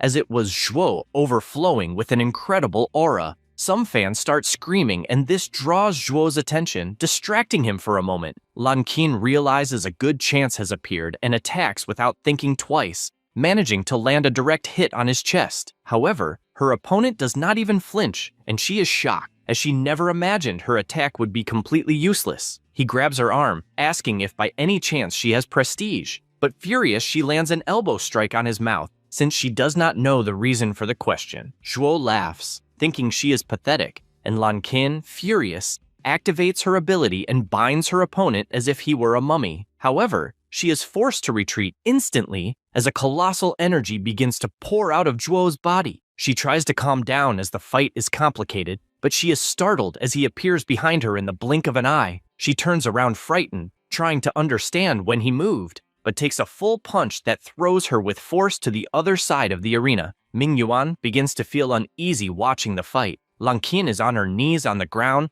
and also drops her necklace that says peace. Even injured, she says she cannot lose yet and remembers a rainy night. She had entered the room questioning why everyone was gathered since training time had started. Her shaken friends respond that it is the last day at the academy and they will have to go back to work, but they wanted to keep studying. She laughs at this and hugs the two, asking them not to worry as they will definitely win the interstate championship, and thus the Ministry of Education will not cancel the subsidy and everyone will be able to continue studying. Her friend, still sad, asks if it is serious and she says obviously yes. The brunette takes something from her pocket and gives her an item, saying that her mother made it with all her love so that it would bring good luck, and assures her that everyone will be cheering for her. Lan Qin thanks her for the gift and says she will do her best. Returning to the present, she is completely injured, and all she wants is to retrieve the item, but Zhuo steps on it and asks why she is fighting so desperately for something useless.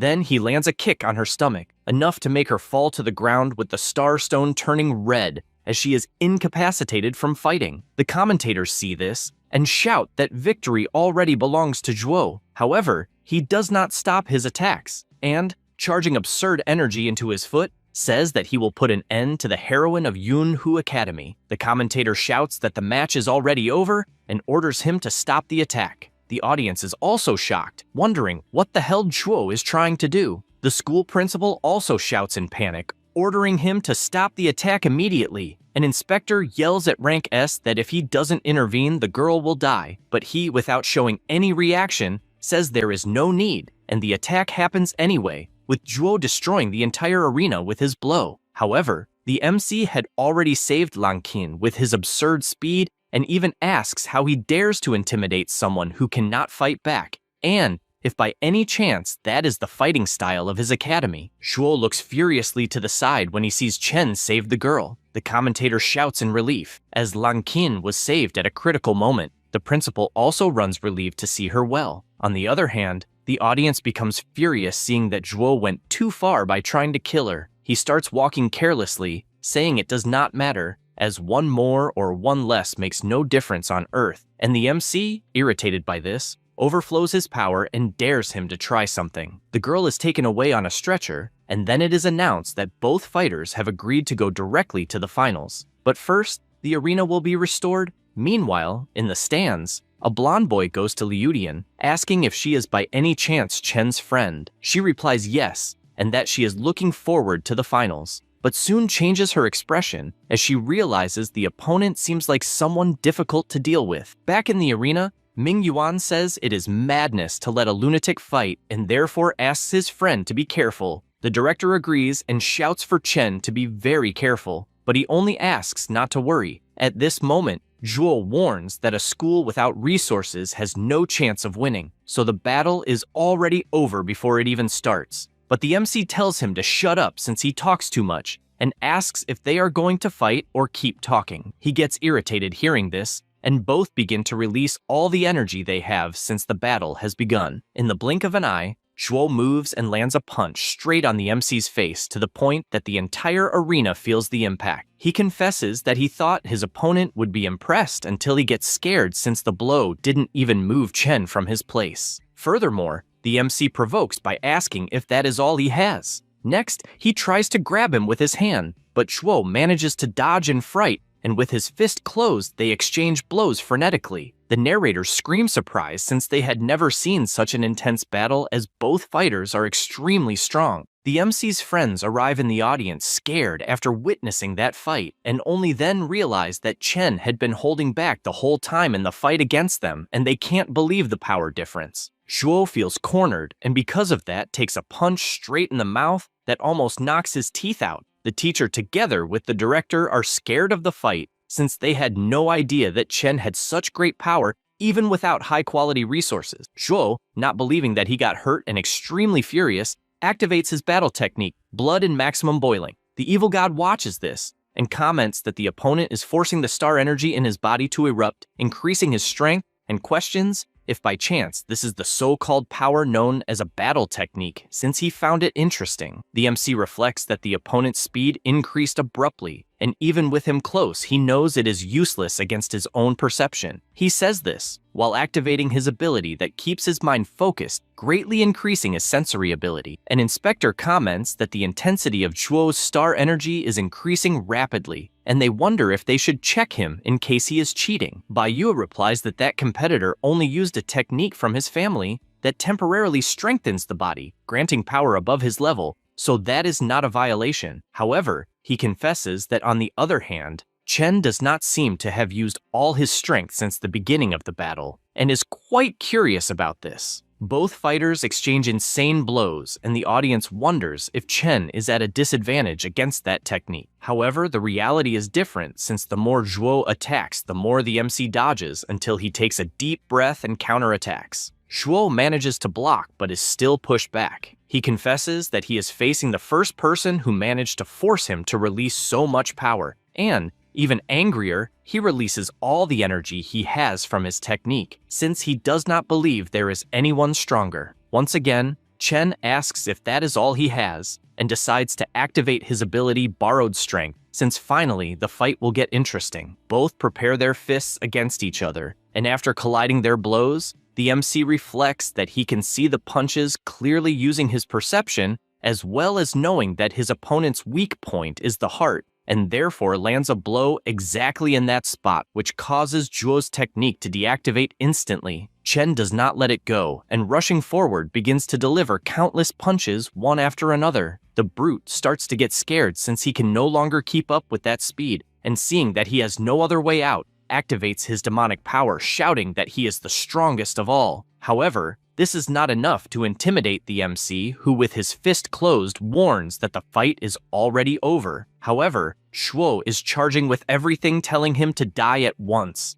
The blows of the two collide and a devastating explosion happens above the arena. The director is shocked, not knowing what happened until the dust begins to settle and it is possible to see Zhuo standing, but in the next second he falls to his knees on the ground with the starstone turning red, meaning he lost the ability to fight. So the announcer shouts that the winner is Chen. In addition, he informs that Leitiyu University also achieved a historic turnaround, securing the championship with 200 points, and, moreover, it is the first time since the beginning of the exchange tournament that a peripheral academy has won the overall championship. The audience goes wild since they thought the fights were amazing and had no doubt that Chen would win all the battles. The board also celebrates as they are proud of the performance of their students, especially the director, because finally, he will not need to beg for resources. The organization knows that now they will have to congratulate Hui. On the other hand, Likuo is extremely furious with this result since his student was humiliated, and to make matters worse, even those who supported him are fleeing from him toward Hui. At this moment, the rank S says he is leaving, but inside he is interested in Chen. He senses the presence of two people and imagines that there are more important heroes in that tournament and does not know if they are also there because of Chen. The old man, after watching the fight, says he did not expect the outer district to produce so many talents, and asks Lin if she really knows Chen and if she could invite him to their guild. She replies that they were neighbors as children, but after she moved they never saw each other again, and she found him again at Blackwater. Apparently, he did not recognize her, but she guarantees that she will do her best to recruit him. The award is given to the top 3 finishers, and Director Hui thanks everyone for their presence, ensuring that even small universities have their place. At all times, the director asks the MC to smile for the cameras, and he finds this more tiring than the matches themselves. After that, the next day in the director's office,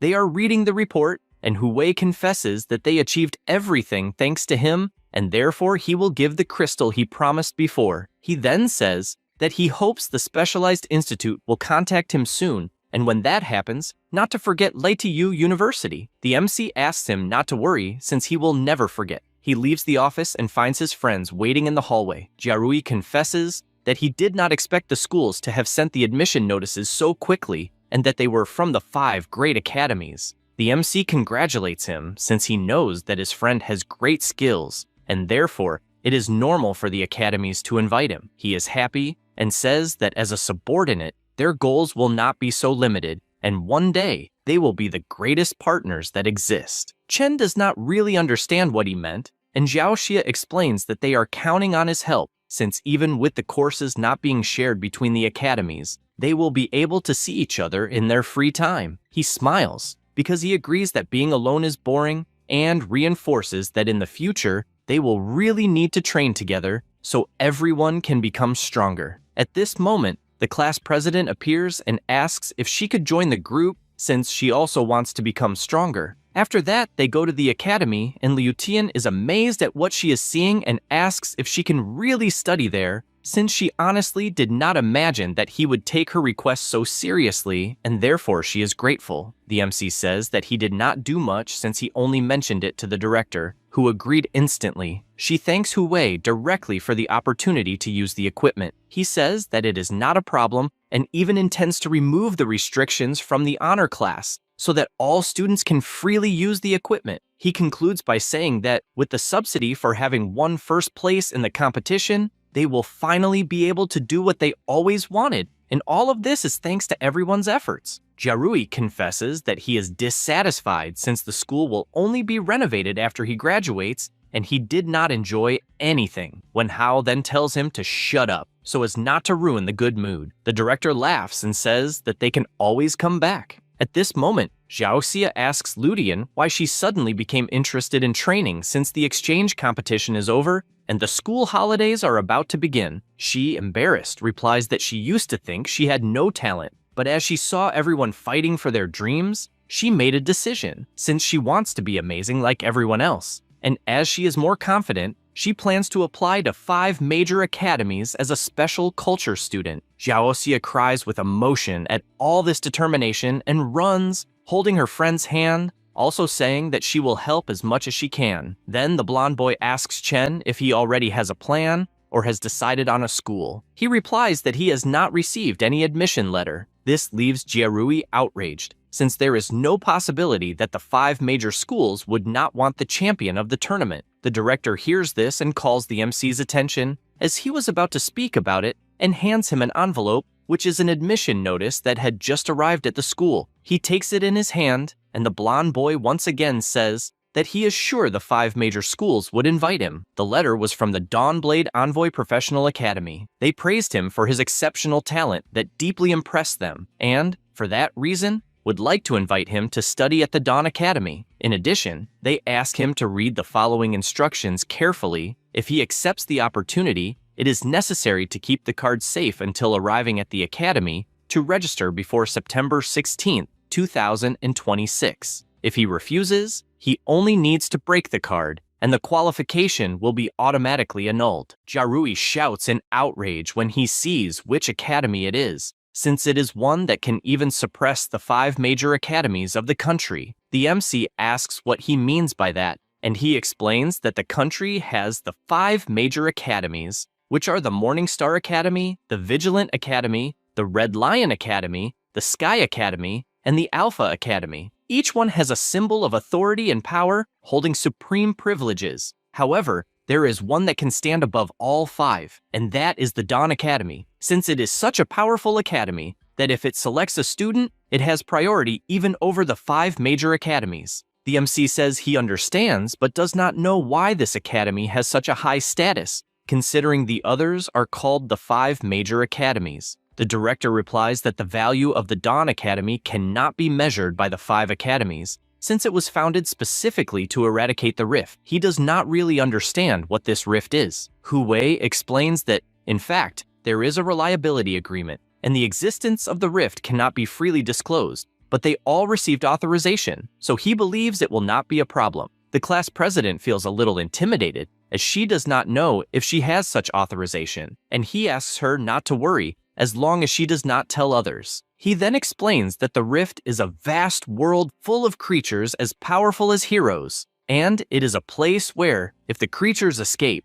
the consequences would be unimaginable. So, every time the rift appears, envoys are needed to enter and eliminate the creatures. And although clearing a rift brings much fame and fortune, the danger is far beyond imagination. He also says that he was once part of a rift-clearing squad and that the team suffered countless losses. In the end, as a main member was seriously injured, the team could not continue as morale was broken in half and they had no choice but to disband. The MC listens to all this and keeps staring at the card, while the director makes it clear that he may refuse the invitation without problems, since other academies will contact him to invite him and suggest that he should not throw his life away. However, he replies that he will go, since deep inside he knows that he can earn a lot of money while becoming stronger and stronger, so there is no reason to refuse. Jarui approaches and says they will not be left behind, since as long as everyone becomes strong enough, they will not have to fear the rift. He then asks if the letter said it was until the 16th,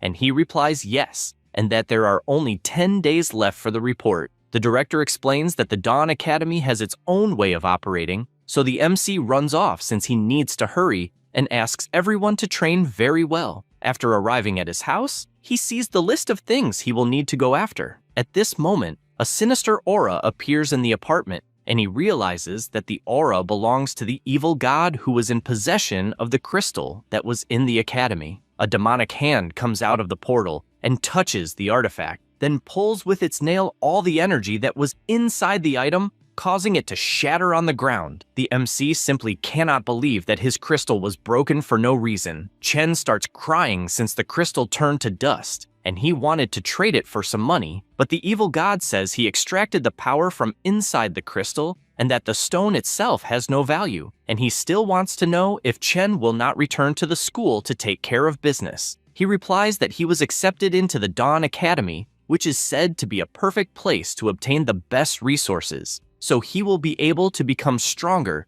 but the only problem is that he will need to fight against rifts. The book says that the rifts are nothing to fear, and, in fact, guides and rift creatures are essentially the same thing, because the energy of the starlight that guides like the MC have originally comes from the rifts. Chen finds this interesting but goes straight to the point, wanting to know if there will be some reward since a wish was fulfilled. He says this because in the wish list, where it was necessary to obtain the black crystal, it was completed. The evil god asks if he is some kind of robot cat, since he is always asking for something, but then changes his expression, revealing that the rifts are connected to his wish objective, and therefore he will reluctantly help this time, since through the crystal, he recovered a bit of his strength, but only enough to give a reward. At that moment, Chen's body begins to overflow with incredible energy, and with his eye completely different, a system appears informing about the authority of creation, where the fragment is connecting to the holder of the permission. The body of the holder of the permission is scanned, and the body classification is E4.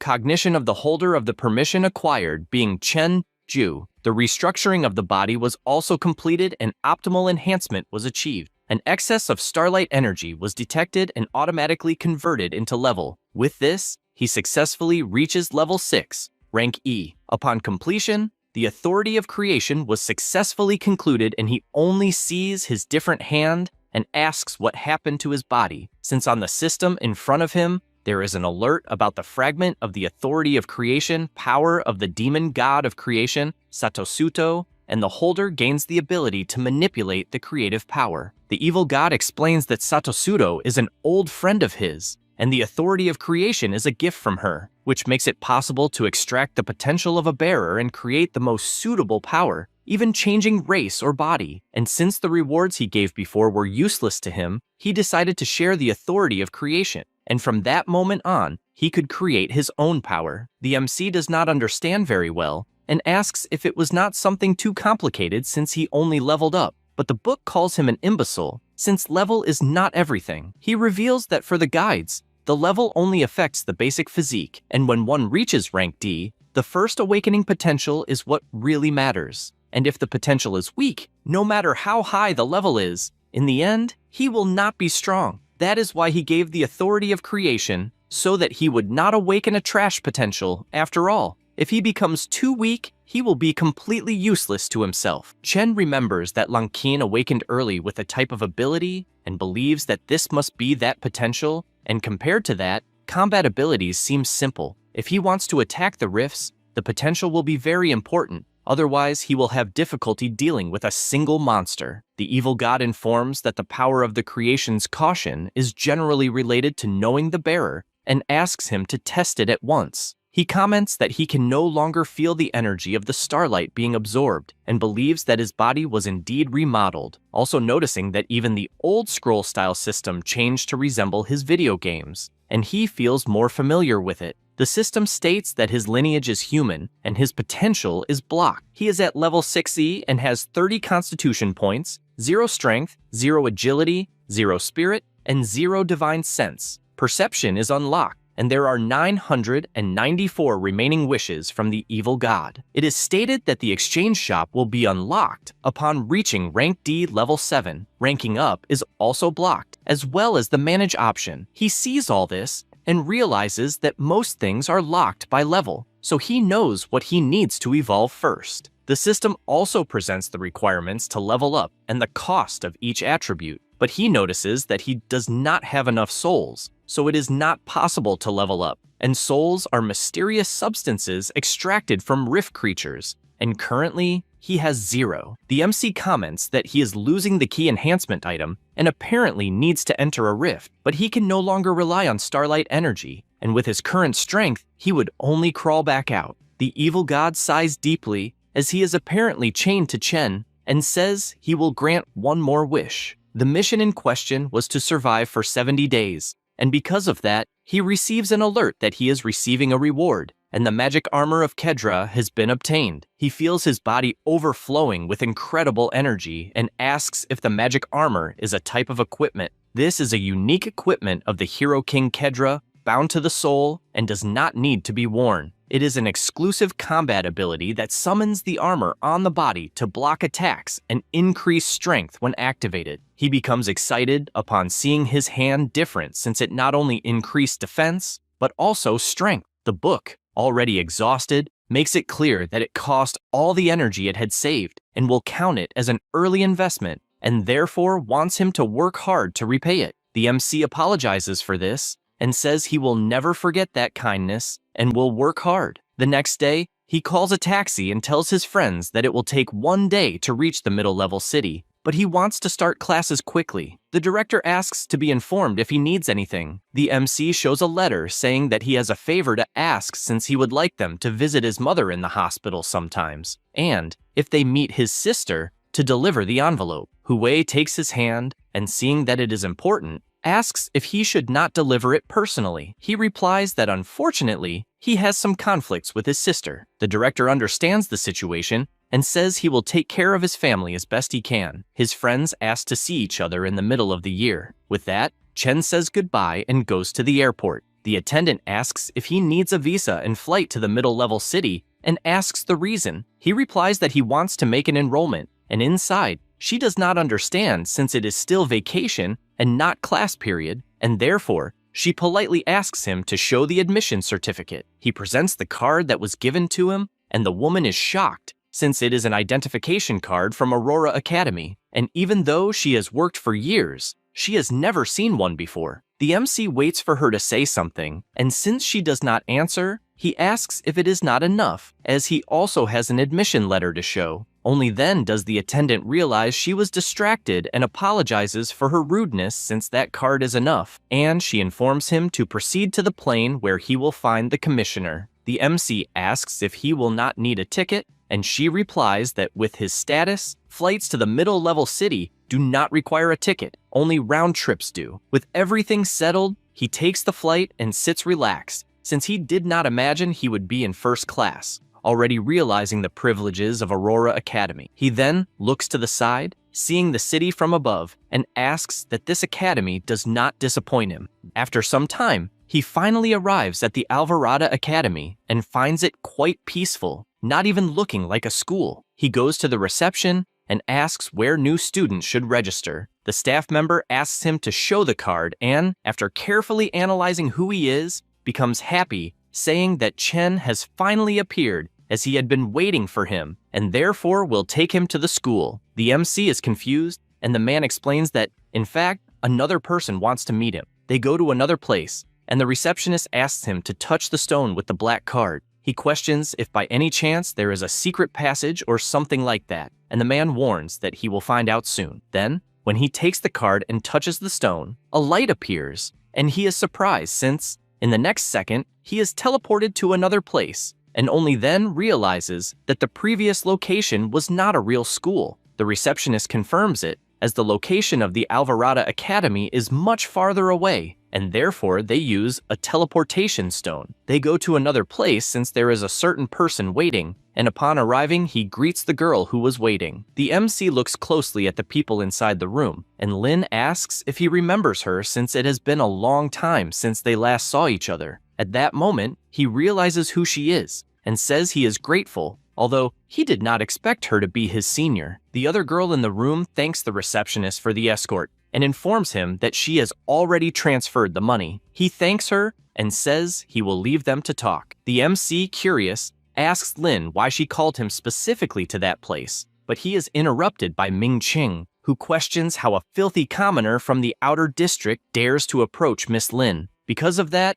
the girl scolds him, telling him to watch his mouth since Chen is her guest. Then she asks the MC to sit down so they can talk, but he replies that it is not necessary, as he just wants to know why he was called there. She sighs, saying it will be brief, and explains that the guild she belongs to is short on members, so she would like to invite him to join, saying that the offer is 30 million. He is surprised by this huge amount, as he has heard that the hiring price depends on strength and potential, and as far as he knows, it is difficult to exceed 1 million. Ming Chung is outraged by this, questioning if she has gone mad since. With that amount, she could hire 3 high-ranking level B speakers or a beginner level A1, and that trash from the outer district is not worth that. Immediately, Lin changes her expression, telling him to shut up and questioning since when he has the right to make decisions for her. The boy becomes terrified and apologizes, saying he didn't mean to offend and can't understand who the MC is for her to defend him so much. The second girl just watches. Lin comments that he probably just arrived in the central city and therefore must not have joined any guild, and says it was the best offer she could make, so she hopes he will think about it sincerely. Chen reflects that indeed he is tempted by the offer as it goes far beyond his wildest dreams, but he doesn't understand why a rank E rookie would receive such an offer. Before he could answer, it is announced over the loudspeaker that all students should gather in the assembly hall within 1 hour. Lin comments that apparently the last new student has arrived and asks him to leave his luggage in that room since he can pick it up later. In addition, she points out that the guild offer came out of nowhere, so she understands his hesitation, but asks him to think about it until the end of the freshman orientation, as there will be a senior and junior guidance session. He replies that he will think about it, and she thanks him, also asking her friend to take Chen to the assembly hall. She says she will do so immediately, and they all go to the hall. A blonde boy imagines that he wasn't expecting to be the last student to arrive, as he sees himself as the protagonist everywhere he goes, and still reflects that, as far as he has heard, the eldest daughter of the Lin family is also at that school, and therefore he thinks it's better to get close to her, since if he builds a relationship, he might even get married. Then he observes Chen sitting and finds him pathetic, since it seems that the freshman class is not impressive, and decides that he will sit next to him because that will make him look better. At this moment, Jiang Hui draws everyone's attention and introduces himself, saying that he will be the instructor for all of them that semester, and informs them that his job is to organize exams and record results, except for some mandatory events. He already warns everyone not to go after glory, since they are just freshmen in the academy facing the unknown called the Rift. He explains that the Rifts are hunting grounds for a speaker, and inside the place, no human weapon works, and only physical power and weapons made from Rift materials function. Then he says that they can learn more details in the library, and that there is also specialized combat training for the rift in the simulation room. In addition, different teachers will give lectures, and he makes it clear that they can learn whatever they want since nothing is mandatory, and the more they understand about the rift, the stronger they will become to survive. He notices that there is no fear in the students' eyes, and therefore orders the school to give them a reward, sending several skill stones to the students. They are surprised since they didn't imagine they would receive something like that. The MC also takes one, and it is the Eye of Insight, a universal combat technique. It allows automatic detection and identification of the Klek language, which is the language inside the rift. Then the instructor tells them not to celebrate too soon, as they will have 2 exams ahead. The first being the admission test for freshmen, which will require completing a low-level rift, and the second is reaching rank D, awakening their potential within 6 months, in addition to earning 100 credits in 1 year. The students become worried since reaching rank D in just 6 months is crazy. The blonde guy becomes excited since he is a rank D of the 5th stage, and it will be easy for him, and he even believes that no one in that class is above that. The MC imagines that he is currently a rank E of the 6th stage, and since he cannot rely on supplements to level up, he will have to find a way to enter the rift. At this moment, the instructor asks everyone to be silent, and says that he is aware that reaching rank D in 6 months is difficult, but explains that the school's special potions are much cheaper, so they won't have to worry about resources. He also talks about the mentors who will assist everyone. Therefore, he asks them to enter, and everyone is amazed since one of them is the beautiful Lin. The instructor announces that new students can choose a senior as a supervisor. Immediately, they start drooling over Lin and can't believe they are seeing her in person. A guy with glasses asks who the senior everyone is talking about is. The guy next to him replies that she is the heir of the Shenhua Guild, and that if someone pleases her, they might even have a chance to enter that guild. The MC pays attention to this conversation and finally learns the name of Lin's guild. At this moment, one of the students stands up and greets the senior, saying that he only enrolled in that academy because of her, and therefore begs her to supervise him. She notices the boy's appearance and already deduces that he is a strength-type oracle, and charismatically replies that unfortunately, she is in the magic department, so there isn't much she can teach. Another student stands up, saying that although he is trained in strength, he decided to train magic as well, and therefore asks for her guidance, but is also rejected. After a while, with several requests being refused by her, they realize that they expected nothing less from one of the 4 great guilds, since they have very high standards,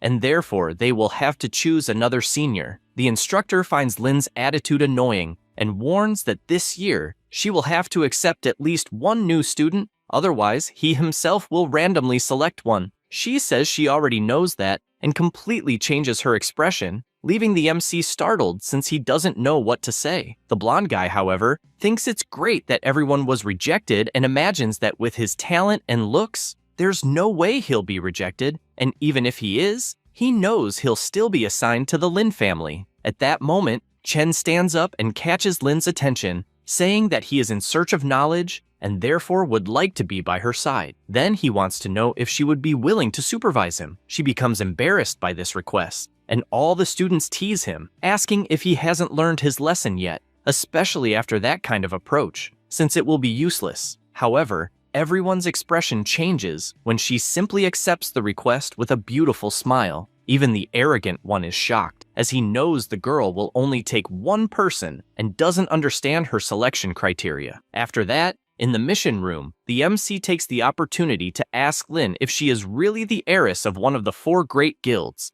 and says that they are probably lacking powerful oracles, so he doesn't understand why they would spend a fortune on a rookie like him. She replies that she recruited him not only for the guild, but also for personal reasons, and will explain it after the test, since she must first pass the admission test she organized. Then she points to the side and says that the 4 people in front of them will be their teammates for the test. Suhan introduces herself as a rank C level 5 and says she will be the examiner for the test and won't participate in the battle unless a teammate's life is in danger. Then Liu Wei also introduces herself as the team's healer. Zhaolin says he is the long-range support. Lastly, Larui introduces himself as the tank and leader of the team for that test, making it clear that they must follow his orders to pass. He also asks why Chen doesn't have any equipment and if he perhaps awakened any special potential. The MC introduces himself, stating his rank and saying he hasn't awakened any potential. The guy can't believe he's a rank E rookie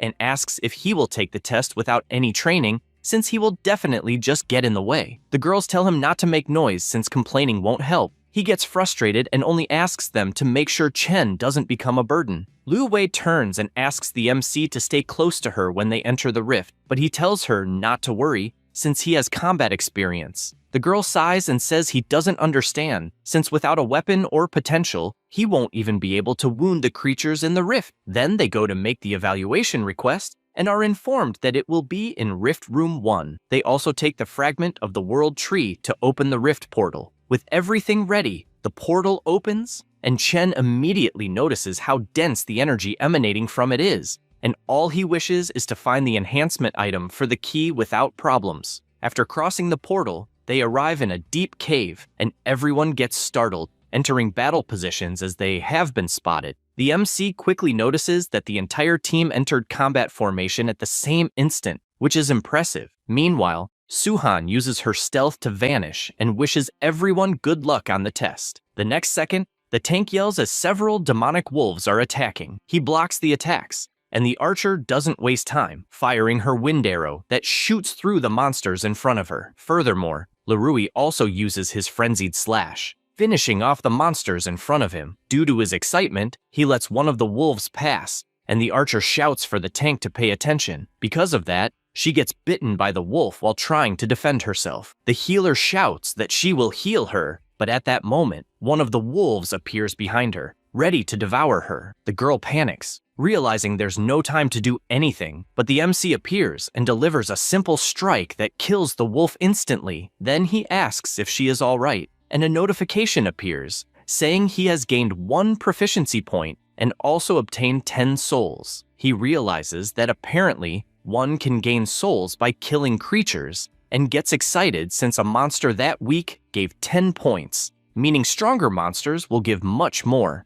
Meanwhile, the archer tries to defend herself until the healer approaches and begins using her healing ability. While helping, she keeps wondering if a freshman really saved her, since she didn't even see properly what happened. At the same time, the examiner watches from afar, noticing that everyone's overall strength isn't bad, but their coordination leaves much to be desired, especially the leader in the vanguard, since he only thinks about his own fun in battle. She knows that the leader's equipment compensates for his recklessness, but a rift isn't that simple, as things will get worse. Meanwhile, the tank is killing at full speed, thinking he'll finish everything alone until the monster approaches him, and he turns, attacking with all his might, hitting the sword squarely, but the monster's skin is so tough that his sword flies far away. Another stone monster appears attacking him, and the guy panics since he couldn't react. Immediately, the girls scream if there really are stone wolves in the area, and realize they've been surrounded. The leader keeps yelling to be healed, but the healer says she's too far away. The guy shouts for her to heal him quickly, since if they fail the test, it'll be her fault, and that leaves Liu Wei in shock, paralyzed and unable to do anything, and because she's vulnerable, a stone wolf appears to devour her. Immediately, Suhan panics since going to the vanguard alone in that situation is suicide, and she prepares her sword, thinking she'll have to intervene since the test is already hopeless. But soon she's surprised as the girl is simply pulled by the MC, who's holding the wolf's mouth with one hand, and, with a simple squeeze, manages to kill the monster, obtaining 30 more soul crystals. He realizes the wolf is stronger than the previous one, which is why it gives more souls. But he knows that rock means nothing before the power of the demonic armor. He orders the whole team to follow him since he'll lead the front line, and picking up the fallen sword on the ground, he starts running at high speed, finishing the first monster in front of him as well as the second, and goes on killing them all. The examiner is incredulous, trying to understand how a freshman is so skilled, since from what she's seeing, he's even stronger than a rank D. The 2 girls on the team are also shocked by his power and speed, not believing that Chen is merely rank E, and soon start running as more monsters try to devour them. The MC looks back and tells them to duck. Then, with his absurd speed, he takes down all the stone wolves with a single blow. He says that everyone is probably safe and asks the healer to take care of the wounded. The two are still processing what happened, having just seen a freshman finish off several wolves in an instant. Liu Wei begins treating the tank, and the archer goes to the MC, telling him she'll stay in the vanguard with him since, thanks to his help, no one was seriously hurt. He says that's fine, and checks that he's already gained 210 souls. At that moment, they hear someone shouting that they're quitting the test. It was the tank, saying he's on the front line killing monsters while the rest of the team does nothing, and that he can't pass with insects in the same team. Zhaolin becomes furious at this insult and retorts that none of this would have happened if he hadn't rushed ahead, leaving the team behind, and her friend tries to calm her down, since they need to regroup to finish the test. Lirui calls everyone trash,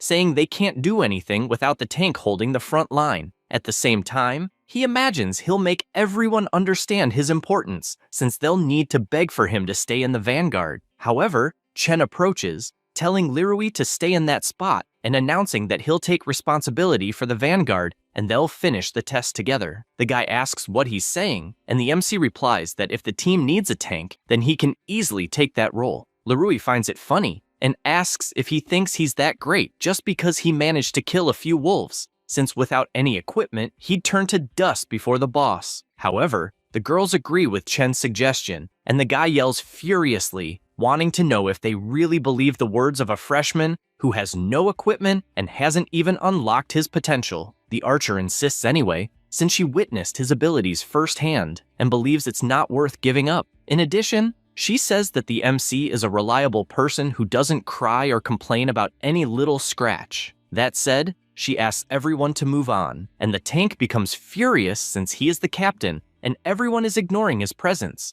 so he vows to make them all regret it. After a while, more stone wolves appear and are quickly shot down by Zhaolin's arrows, who celebrates her accurate shots. Chen also helps since he's eager to collect more souls. Liu Wei warns where the shadow wolves are, and the archer attacks in the informed direction. At that moment, a wolf approaches them from behind but is hit squarely by another monster that was thrown by Chen. They comment that apparently the monsters are over, and Zhaolin asks how many monsters they killed. The healer says probably 50, and isn't sure since it was so easy that she didn't even count. Then, she says that all of this was possible thanks to the amazing rookie who can even act as a tank, so they're not under pressure. Chen says that actually it's because they're working well as a team. Zhaolin says that just ahead is the passage to the final area, and soon they'll pass the test. As they walk, the archer takes the opportunity to ask the MC what that blue light on his arm was during the fight, since she's never seen anything like it. He shows his ability, and, trying to bluff, says he also doesn't know what it is since it just appeared one day. They look surprised and ask if it's armor, so they're not surprised that he wants to tank. Liu Wei, also surprised, asks if he isn't rank D, since what she's seeing is incredible, and asks if he really hasn't awakened yet. Zhaolin believes he hadn't awakened and thinks that maybe because he's a freshman, he doesn't know the rules.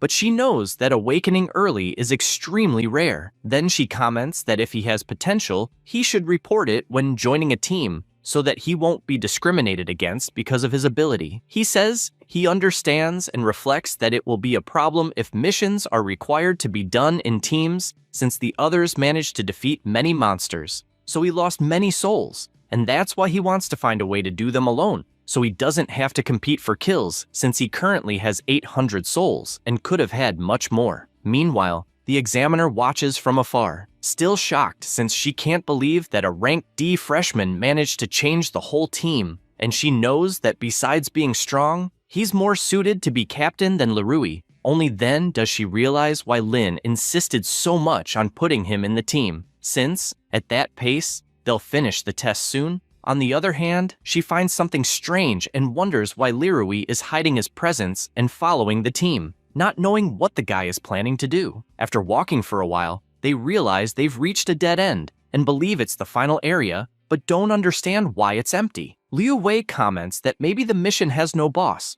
or maybe they killed it without noticing, but her friend says it's impossible, since if the boss had been killed, the portal would have closed. They say it's a headache because if the rift doesn't close, the test won't be complete. At that moment, the MC's perception skill senses a presence and immediately shouts that the boss is above them. As soon as he says that, The monster jumps toward them, hitting the ground hard while they dodge at the last second since they were warned in time. The archer deduces that the boss was ambushing them, and as the dust settles, they can see the wolf's silhouette better. Everyone is terrified since several giant wolves appear in front of them, one of them being the Rock Wolf King of rank D. At that instant, the examiner comes out of stealth mode and orders everyone to retreat since the test must be aborted. She warns that there are 3 elite levels and 1 boss level, and the difficulty is far beyond the test scope, and when the Rift's level was scanned, the stellar fluctuation wasn't that high, so she makes it clear that it's not possible for them to handle that situation with their current abilities. The MC observes the situation and imagines that 3 elite monsters and 1 boss should yield many souls, but knows that if he tries to face them alone, the risks will be high. He barely thinks about it when a system window appears in front of him, informing him about the mission of the demonic book's wish. It is necessary to acquire the soul of the Stone Wolf. It is currently incomplete, and if he leaves the fissure, it will be considered as abandoning the mission. He is aware that once the contract is established, even the smallest thought of defying it will be punished with torment continuing until death, and all of that indicates that they are creating conditions to force him to fight. This only makes him excited,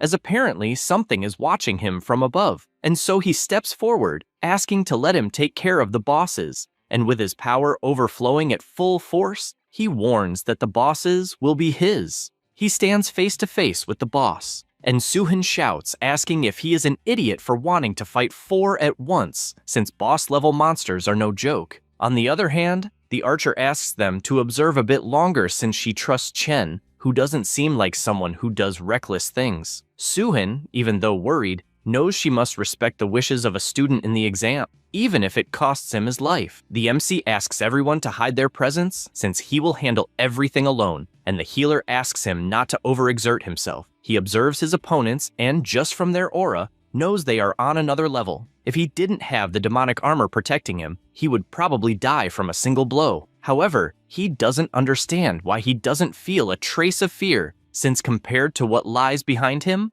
those monsters are nothing. At that moment, the boss howls, and the 2 elite wolves charge to attack. Chen uses his perception to dodge the first strike and continues his battle against the bosses. From afar, the girls watch in shock, since a rank E rookie is resisting against 4 Lord-level monsters, wondering if all tanks are this strong, but the healer dismisses that thought, since their team captain is a perfect example of the opposite. The examiner, also surprised, comments that there are rumors of oracles with powerful potential being able to defeat a Lord-level monster alone, but it's the first time she's seen someone fight one using only their bare hands. Even though surprised, she worries, knowing that monsters of this level aren't simple to defeat. Meanwhile, the MC continues fighting and reflects that the speed of the giant wolves is almost equal to his own, and while fighting one would be easy, against 4 at once it's a different story, so he knows he must not prolong the fight or he will waste his energy. He changes his strategy, deciding to defeat the king first, so he attacks its head with full force, but is startled since even using the power of the demonic armor, he couldn't break the shell. At that moment, the king uses its stone armor skill, and the wound begins to heal. The MC doesn't like that at all, and believes he must find a way to pierce the wolf's armor soon. At the same time, Larui watches from afar, unable to believe that a rookie really challenged 4 rank D Lord Wolves and still hasn't died, not knowing how that's possible. Then, he changes his mind, believing that if a rank E can fight against the bosses, it means they aren't strong, and he himself should defeat them easily. Holding his sword, he believes he should kill the monster since he is the team captain, and so he charges forward, shouting that if he kills a player by accident and then slays the boss, his future will be secured. But Chen deflects the sword without even looking back and, with a smile, says that the timing is perfect as he jumps to the side since the wolf is attacking. Immediately, Larui activates his enhanced defense, since dodging is no longer possible. However, it's completely useless as his shield is completely shattered and his body is sent flying toward the wall. The MC takes the opportunity to grab the sword still in midair and, after positioning himself, says that he will put all his soul points into the agility attribute. 800 souls are consumed, and his agility level goes from 0 to 5. With his enhanced agility, he activates his divine speed and rushes forward at an absurd speed, slicing the wolf's head with a single strike and gaining 750 souls for the kill. He admits he didn't expect to gain a new skill just by increasing his attribute. And according to the system information, Divine Speed is an exclusive ability that grants an additional 10 agility points and extra strength based on the user's current speed. The monsters are cornered, but the MC wastes no time and instantly kills the second wolf, gaining another 750 souls. Suhan is shocked by his overwhelming speed until the giant wolf, seeing it has no chance, turns its gaze toward the group trying to wake Lirui, and taking advantage of that moment, it charges to devour them. The archer prepares her attack, saying she won't be intimidated just because the boss thinks they are weak, and unleashes her skill with full force, making the wolf retreat. At the same time, the MC appears and cuts the monster in half with a single strike, totaling 2,260 souls acquired. Now only the Wolf King remains, and Chen decides to use the points to level up. He spends 2,000 souls and rises from rank E level 6 to rank D level 1. A powerful aura engulfs his body, leaving all the girls terrified. A notification appears for the MC saying that the holder of authority has reached rank D and therefore unlocked his potential. The potential in question is the Abyss, which allows him to summon a demon from the Abyss. Because of that, his goal of reaching rank D has been completed, and the reward is an exclusive combat skill. He likes the outcome and immediately uses the exclusive skill Touch of Death, which summons 4 tentacles of the evil god's death from the domain of the Abyss. The Wolf King is gravely wounded, but before it can do anything, its head is sliced off by a single sword strike. He gained 5,000 souls and even expected something like this for a Lord-level monster. And the other good side was that the Death Touch has a strong penetration power, since otherwise the fight would have taken much longer. With this, the mission was completed, and as a reward, he gained a Rock Wolf King crystal. He does not really know what it is for. The system item says it is a rare material, a crystallized form of the power of the Rock Wolf King. At this moment, the girls approach, saying how incredible he was since he defeated a lord alone, and definitely no one will believe it, but they question whether the boss was really killed and whether there will not be a second phase. The examiner responds that the stellar energy fluctuations of the rift have stabilized, so the wolf is definitely dead. The two celebrate extremely happy since after several attempts, they finally succeeded. Then they go to the MC to thank him from the bottom of their hearts since they were completely carried by him. Suin says that she will report the test result to everyone and also says that the two girls did very well and that both will even earn 5 credits each. The little blonde says that she did not do much and therefore the credits should go to the MC. However, the examiner says that this is not true since the two did their parts within their capacities, and as they knew their own limits, they followed the plan, not delaying the team and always keeping calm, besides not giving up until the end, and that is worthy of praise. Then she tells Chen that definitely his performance was the best she has ever seen from a freshman. Besides having exceptional ability and strong command capacity, not even needing to mention that he defeated 4 lords alone, and therefore he will earn 10 credit points and 5 more from Lirui. The two are surprised to hear this since they have never seen such a high score. He thanks for everything, and she goes on to say that he would probably have earned even more points if it were not for the mission limit. The tanker screams inconsolably, wanting to know why the credits were stolen. She explains that the reason is simple. He, as captain, abandoned the formation in the middle of the battle and left his teammates, putting everyone in danger, which is a serious duty failure. Besides that, he pointed his own sword at a team member, and according to the regulations, the Academy Committee canceled his results, and therefore he lost eligibility for admission. He does not accept any of this, and tries to explain himself, demanding a new judgment, but she tells him to go ahead, since when the superiors investigate that behavior, things will only get worse, and he becomes completely frustrated since he knows he is condemned. With this outcome, the examiner asks everyone to return before the rift closes. Upon returning, Suhan says that the rewards will be transferred in 24 hours. Immediately, the two girls on the team run to get Chen's contact, promising that they will call another time if they receive missions. Suhan takes the opportunity since Chen has not joined any guild and invites him to hers. The MC questions whether to register in the guild. It is not necessary to be at least ranking C. She responds that this is only for large guilds, and they are mid-level, and therefore she could convince the president to offer 3 million. He is surprised since it is a tempting offer, but apologizes since he has no plans at the moment. She imagines that it makes sense since his advisor is Lin, and the objective must be the Shenhua Guild, and therefore she says it is a shame, but assures him he will always be welcome if he changes his mind. At this moment, someone approaches asking if the test went well. It was Lin also wanting to know what they were talking about. Suin says she was just congratulating him for completing the mission besides the other 2 girls saying goodbye. Chen asks if by any chance she was waiting, and Lin responds that she was not, since she did not expect him to finish the mission earlier than expected, and even sent his luggage to the dormitory, and therefore will show him the way. They arrive at the place and she explains that he can request a better spot after earning more credits. But the MC responds that the place is great. He then gets straight to the point, since he passed the test and therefore wants to know why he was recruited. The assistant asks if she should really say it,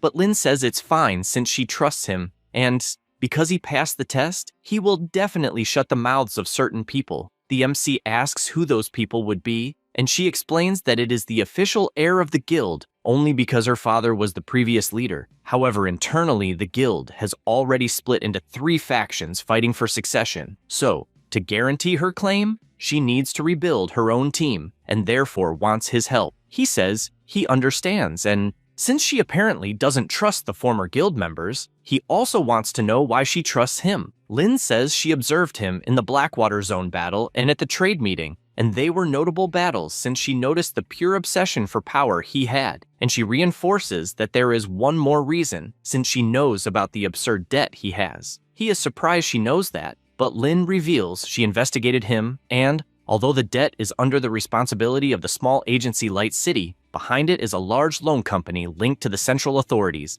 and they use influence to steal and alter people's information, especially capable pawns like him, and even if he pays everything, they will still control him, forcing him to work for them. And this is the good part for her, since her rival is the head of that company, and for that reason she asks once again for him to join her, and with that, she will guarantee the protection of his data, besides erasing it completely from the records when everything is over, leaving him finally free. The MC imagines how interesting that is, since having a guild supporting him is good, besides granting various privileges, and he doesn't see a good reason to refuse. With that in mind, he answers that he will gladly help and only wants to know what he must do. She thinks that's great, but asks him not to worry, since it is only to follow the rhythm. With everything settled, Shiji makes the transfer, and Chen is shocked, since out of nowhere 5 million dropped into his account. Lin laughs and explains that the minimum level to enter the guild is rank C, and therefore, he should see that transfer as a symbol of sincerity, and the rest of the money will be paid after officially signing. So she thanks him and says to call her if he needs anything. He thanks the 2, and after they leave, he falls onto the bed since he can finally rest, but also wants to see the gains of the day. With the system open, he sees that he has 5,260 souls. He also sees how his attributes are and the cost of each one to level up. At that moment, he finds something strange since a new attribute called Potential appeared, and he imagines it is related to the Abyss, besides the soul cost being double compared to the other attributes. He concludes that leveling up costs much more as he evolves, and therefore, it may not be interesting to invest everything only in level, since increasing attributes also grants special abilities, such as the divine speed he obtained by increasing agility. That said, he decides to place 5 points into the potential attribute, spending 1,600. With that, the touch of death increased to level 2. He also obtained an exclusive ability called Abyss Space, which has the storage function and allows him to store his own items in the Abyss Space, and the capacity is 160. He thinks this is incredible and decides to test his new ability on some items. When using it, 3 of his items went to the dimensional space, and then he removed one of the items just as a test. The MC liked the idea of the obtained items going directly to the dimensional storage, since he can retrieve them whenever he wants. He also sees some other interesting things in his system, and decides to check them, but upon selecting a notification, it says that there is no rank-up item. He decides to leave it to discover later since he is more excited about the shop option. When opening the exchange shop, he notices that there are 2 items, the minor healing potion and the minor stamina potion. Besides that, there are also weapons such as sword, shield, axe, dagger, and hammer. He reflects on this since, judging by the fight he had, the weapons will be crucial, and he even heard that the school's standard weapons cost hundreds of thousands, and that's why he decided to buy one. He chooses the greatsword and is surprised by how well it fit in his hand. However, he notices that his souls are disappearing very quickly and believes it's better to save them. At that moment, the evil god appears and the MC gets scared since he was distracted, but instantly shows the ability he awakened and says that he also gained dimensional storage, as well as the power to summon creatures to fight with him. The book admits it didn't expect him to awaken these abilities so quickly and considers that he figured out how to level up. He answers yes and even says he took a test that day and returned safely from the rift. The evil god finds it interesting because it was so fast and excited, says that it's time to put him to work now that he has access to the rifts. After that, the MC goes to the classification assessment department and the evil god asks what the hell he is doing there. He answers that he is waiting for his potential rank since he will need to clear the rifts and it's easier to get missions after obtaining certification through the evaluation. At that moment, a staff member calls him and says she checked the file and saw that he is a new student. He answers yes, and she says it's a surprise since not many people his age awaken a potential rank and begins explaining how the system works, starting with a device that measures the rarity of the potential indicated by color, and from lowest to highest, it is bronze, silver, gold, platinum, and legendary, and the higher the rarity, the stronger the potential is, and the greater the space for growth. She also asks him not to get discouraged since even getting a low rarity, he can still rise later through a second awakening. Meanwhile, 2 people leave the room, one lamenting having gotten bronze and the other extremely happy for getting silver rank. They arrive at the evaluation area, and she asks him to place the black card on the device. He does so, and an intense energy begins to emanate from the device. The assistant doesn't understand why the device's color is fluctuating, since normally it identifies instantly, and on her tablet no information is appearing.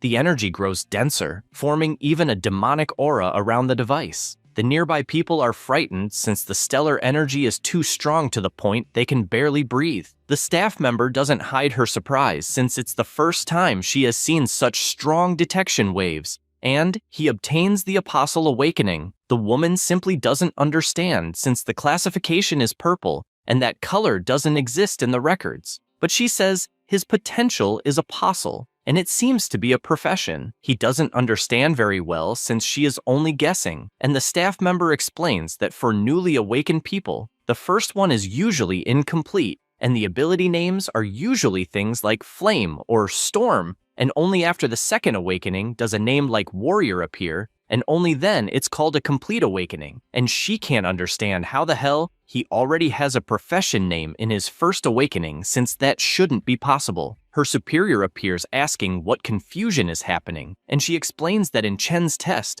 the device malfunctioned since the classification color was purple, and the classification name was Apostle, the same as a profession one only gets in the second awakening. He is surprised to hear this and asks to show the detection panel. He says the data is not wrong, and that device isn't from their world, so an incorrect reading is impossible. That said, also surprised, he states that the purple classification is definitely real. However, he doesn't know how to interpret it, but asks her to register the profession name as Apostle and the purple classification. The staff member informs that she has already made all the records on the card, and he hands it to Chen, and also reveals that he obtained a classification never seen in history, and by decision of the higher authorities, this classification will be temporarily registered as unique. The MC takes the card in his hand and wonders if his purple classification was because of the fragment of the authority of creation, the evil god. Some people nearby keep commenting that they saw something incredible since they never imagined a unique classification with the name Apostle. Chen even thinks the name Apostle sounds fancy, but he knows it's nothing more than a servant of his boss. though he doesn't care since what matters is obtaining the certification. After that, he goes to the mission hall, and a guy named Zhang Hao approaches saying he needs someone for a mission meeting and wants to know if he would like to participate. The MC doesn't quite understand what that means, and the guy explains that it's a mining job and they have already checked that it is extremely safe and pays fewer credits than a combat mission, but it's safer and pays more money. Chen finds it interesting since 4 people are required and it will pay 2 credits and 50,000 in cash. And he definitely has no reason to refuse, so he says he's in. Zhang Hao asks him to accept the mission in the recruitment post by downloading the school's official app since everyone finds teams there. After that, they go to the rest of the team, and the MC asks if they won't have a security supervisor for the mission. He responds that they are in the free trial phase, and for future missions, they will need to hire their own security. And since their mission is not dangerous, they see no reason to spend more. With that said, they head to the crystal mine cave, and everyone is surprised at how bright the place is. Soon, the demonic book senses something, and Chen asks if it has another desire. He barely thinks about it when the mission appears in front of him. He must collect 150 crystal ores in 1 hour, and if he fails, the bearer of the authority will be penalized. The books can only accept gathering jobs. However, the evil god tells him to stop talking since he can't absorb the crystals, and the MC takes one in his hand and notices he doesn't have property rights over it, so it's not possible to store it. He realizes that apparently not even the Abyss can store it, and maybe it's because he isn't the owner yet. Zhang Hao, already tired, asks why he is just staring at the crystals and tells him not to steal them since everything in that place belongs to the school, and if he does something stupid, he will be severely punished. He finally understands, since apparently they need to deliver them to the school, and it's no wonder he can't store them. And since the mission lasts only 1 hour, he doesn't know how he will find so many earth crystals. At that moment, they get scared because a tremor starts in the place, and one of them asks him to look ahead, and they notice that the Worm King, a crystal eater, has appeared. But they don't understand since they were told the mission was 100% safe. Everyone starts running in despair, telling them to forget the mining and return the same way. But the monster gets closer and closer until the MC notices the distance between them and pushes Zhang Hao, who falls forward, while he himself is devoured by the monster. The book asks if he wasn't too careless to get hit by such a weak monster. The MC responds that he let himself get caught on purpose, and since he heard from his senior that these creatures make nests near the ores, then that lair has a lot of stock, and if it's a mine the school doesn't know about, then they won't need to deliver it to the academy. He says this and kicks the monster, sending it to the other side, and once inside the lair, he realizes he was indeed right. The evil god congratulates him for thinking very well, but says he will also have many monsters to face. He responds that it is all right, since he also needed to earn souls, and even thinks it is the perfect opportunity to test the limits of his ability Mortal Touch. He uses his technique that pierces all the smaller creatures, gaining 120 souls per defeated monster, and goes on a killing spree like that. He explains to the book that he currently can only control 6 tentacles,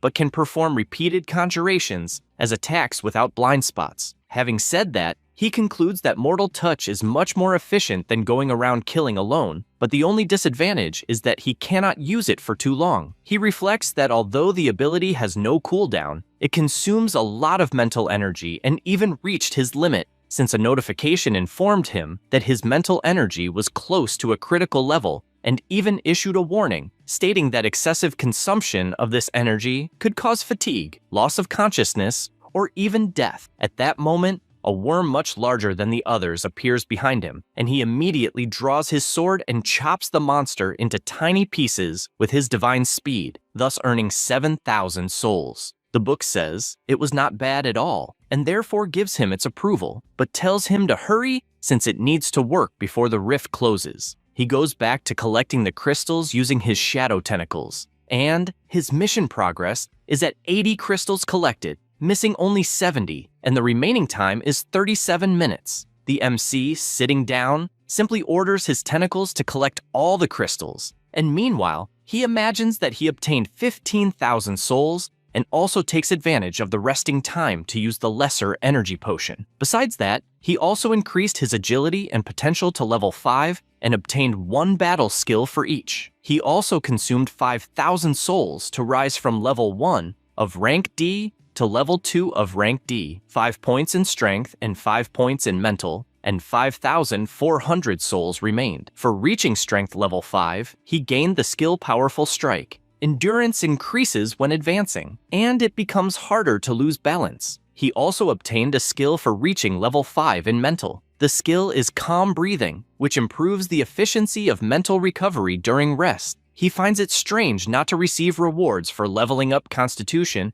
and believes it is because the values are high. But compared to that, the benefits of increasing strength and mental are much better, especially calm breathing, since he only needs to avoid intense movements for it to count as rest. Next, he becomes curious since he does not know what the sense attribute does, because Constitution, Strength, and Agility are easy to understand, and Mental and Potential are related to battle skills. So basically, all attributes are connected to combat, but Sense, he has no idea. Since he has plenty of leftover souls, he decides to increase it to level 5, and the system informs him that he obtained a battle skill, the Eye of the Bearer of Authority. It can evaluate detailed information of targets. It has a permanent automatic activation, and the information increases according to the sense level. He finds it interesting since the sense attribute is related to information and observes the defeated monsters, and all of them display some information such as their skills and descriptions. However, something shining very strongly is appearing on the larger monster with question marks. He orders his shadow tentacle to grab it and realizes it is an item. The evil god immediately says he is sensing something unusual and cannot absorb it. That is the mutated crystal, a special material. It is a crystal condensed from mutated energy and can release energy when activated. Holding the enhancement material,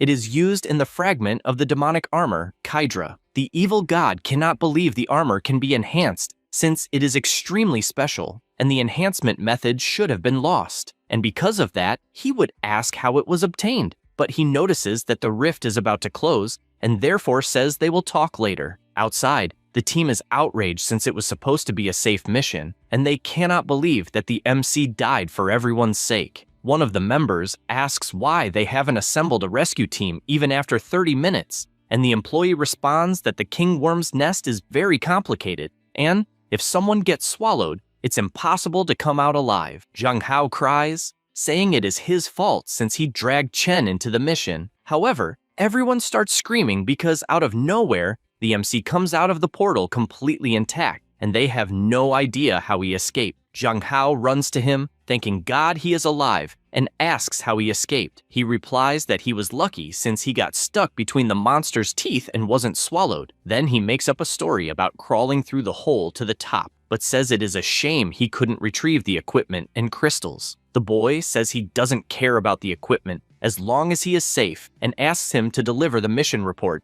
and even says he will pay for dinner later. With this outcome, the wish mission is completed, and the reward obtained was the Crystal Devourer King's Crystal. Meanwhile, at Tianlin Hospital, Yue Qing goes to her mother's room but becomes confused since it is empty. She then runs to a nurse and asks where her mother is since the room is empty. The nurse responds that the patient was transferred to the intensive care unit. The girl becomes frightened because, as far as she knows, the intensive care unit is only for the rich. And the nurse explains that the director of Lydian Academy paid for 6 months of intensive care for her mother and said he was helping a boy who couldn't appear in person. She can hardly believe it and wonders if that boy was her brother. Meanwhile, the MC spends 3,000 souls to upgrade the fragment of the demonic armor. With this upgrade, he gains increased strength when equipped and can release energy that nullifies attacks. He thinks all of this is incredible, and the evil god admits he didn't expect to find such a surprising enhancement method. Then the MC picks up his phone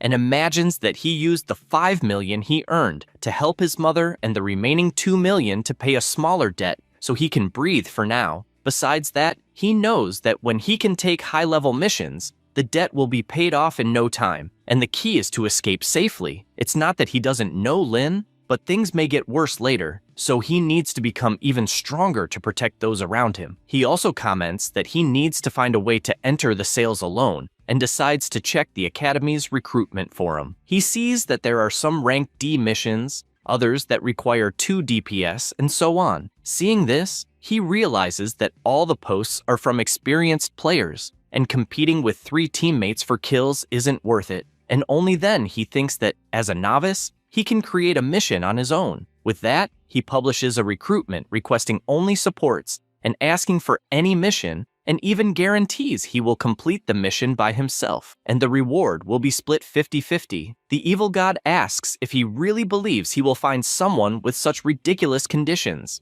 and he is also pessimistic about it, but it doesn't hurt to try. With everything settled, he goes to sleep, and the next morning after waking up, he goes to his door since someone was knocking so early and is startled by the enormous number of people greeting him, including Liu Wei. He asks what so many people are doing at his door, and she says they saw his post asking for teammates and everyone sent him a direct message. But since he didn't answer, and she knows him personally, they asked her to accompany them. Only then does he realize that he didn't even look at his phone since it wouldn't stop vibrating, and he thought it was a scam, because the recruitment conditions were so ridiculous he assumed no one would believe it. Liu Wei laughs and says low-level supports have trouble finding teams, and that's why everyone is eager to meet him. One of the people whispers, wondering if the guy could really carry everyone since he doesn't look trustworthy. The mage agrees since he has never heard of a single person clearing a rift, and asks if it's a scam. Liu Wei hears this and tells everyone to relax since she gives her word that the MC is powerful. A shy girl asks if she really will not have to do anything and will still receive equally. Chen answers that yes, since they just need to not interfere with his actions.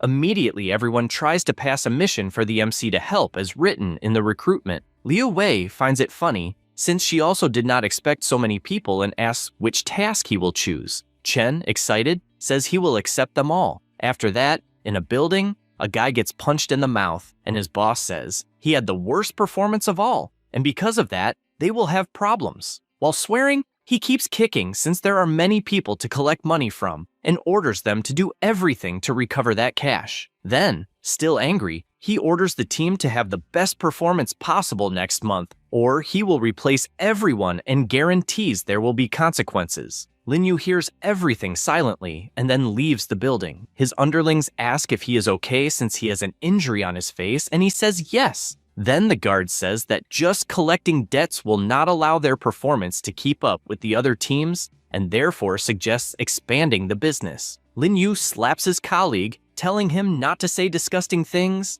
and the subordinate just apologizes. Then he checks his phone since they urgently need to collect the money from those who owe, and decides to review the names on the list. But he gets scared because right away he sees the MC and the information says he entered Dawn Academy, and as far as he knew, the boy was poor, and he does not understand how he has so much money to enter such an important academy. Seeing this makes him excited since he finally found a big fish to extort. Meanwhile, inside the rifts, the MC goes out annihilating every monster he encounters and always obtaining credits and money, as well as the souls he wants so much. After several completed missions, he decides to check what he has gained so far and distributes the points among his attributes. With that, his Touch of Death went to level 3, the Abyss Space to level 2, and with that a new combat skill was acquired, the Source of Fear. When the target is terrified, it creates an abyss inside them and tortures them with fear. He finds it incredible since he gained a new skill, and when looking to the side, he sees his team screaming that rock scorpions have appeared. Chen analyzes that they are rank D monsters, but the scorpion, after getting too close, looks at the evil aura the MC has and becomes scared instantly. Then a notification arrives through the Eye of Authority saying the enemy is falling into fear, and he likes the idea that his eye can also detect that. With that said, he decides to use his Source of Fear skill, which catches all nearby scorpions with his evil gaze, and instantly, all of them are killed by his shadow dagger. Liu Wei cannot hide her surprise since she is seeing a new skill from him, and the boy says that no matter how many times he sees it, he always finds it amazing. The MC reflects that as long as the enemy feels fear, he will be able to completely control them and use the abyss inside them to summon the exploding tentacle. But he finds this brilliant move strange, since he defeated many strong enemies and obtained few souls. The girl reports that they finished all the missions from all the people and says that if she receives more tasks, she will pass them on to him. The MC thanks her for that and returns home. While sitting, he imagines that the fact he is receiving fewer souls must be due to some punishment mechanism from the system to prevent him from ranking up too fast, and therefore, he believes he will need to enter higher-level dungeons. However, he knows the Academy strictly restricts Rank D from accepting Rank C missions and assumes he should ask Lin what he could do, although exposing his inability to level up naturally and becoming a target would be bad. Suddenly his phone rings. The person says there is an easy task and that he will only have to follow her and will earn 100,000 gold. However, he refuses since he does not do bodyguard work. The person insists since it is just accompanying, but he refuses because he believes it is nothing more than a prank, as it is way too easy. However, the person says that in truth, there is a wild rift at the place and wants him to protect it. Seeing this makes him interested, and so, the next day he goes to the location and the evil god asks where they are. He replies that he wants to confirm something. The MC spots someone and asks what the mission is about, but Lin Yu appears and says that he himself is the one looking for him and tells the boy to run away. Chen does not understand what the hell is happening and wonders if he was tricked. The big guy comments that he heard Chen easily paid a debt of 2 million and therefore wants him to honestly say how to earn that money, and only then will he leave safely. However, the MC does not care about that and just turns his back and walks away. Lin Yu removes his glasses and overflows with enormous power since he is being underestimated. Besides all the pressure he is causing, he says that it has been a long time since he showed his true power and reveals that his name is Lin Yu. The MC hears and admits he had not heard that name for a long time and, furious, asks if he is the loan shark who charged him interest.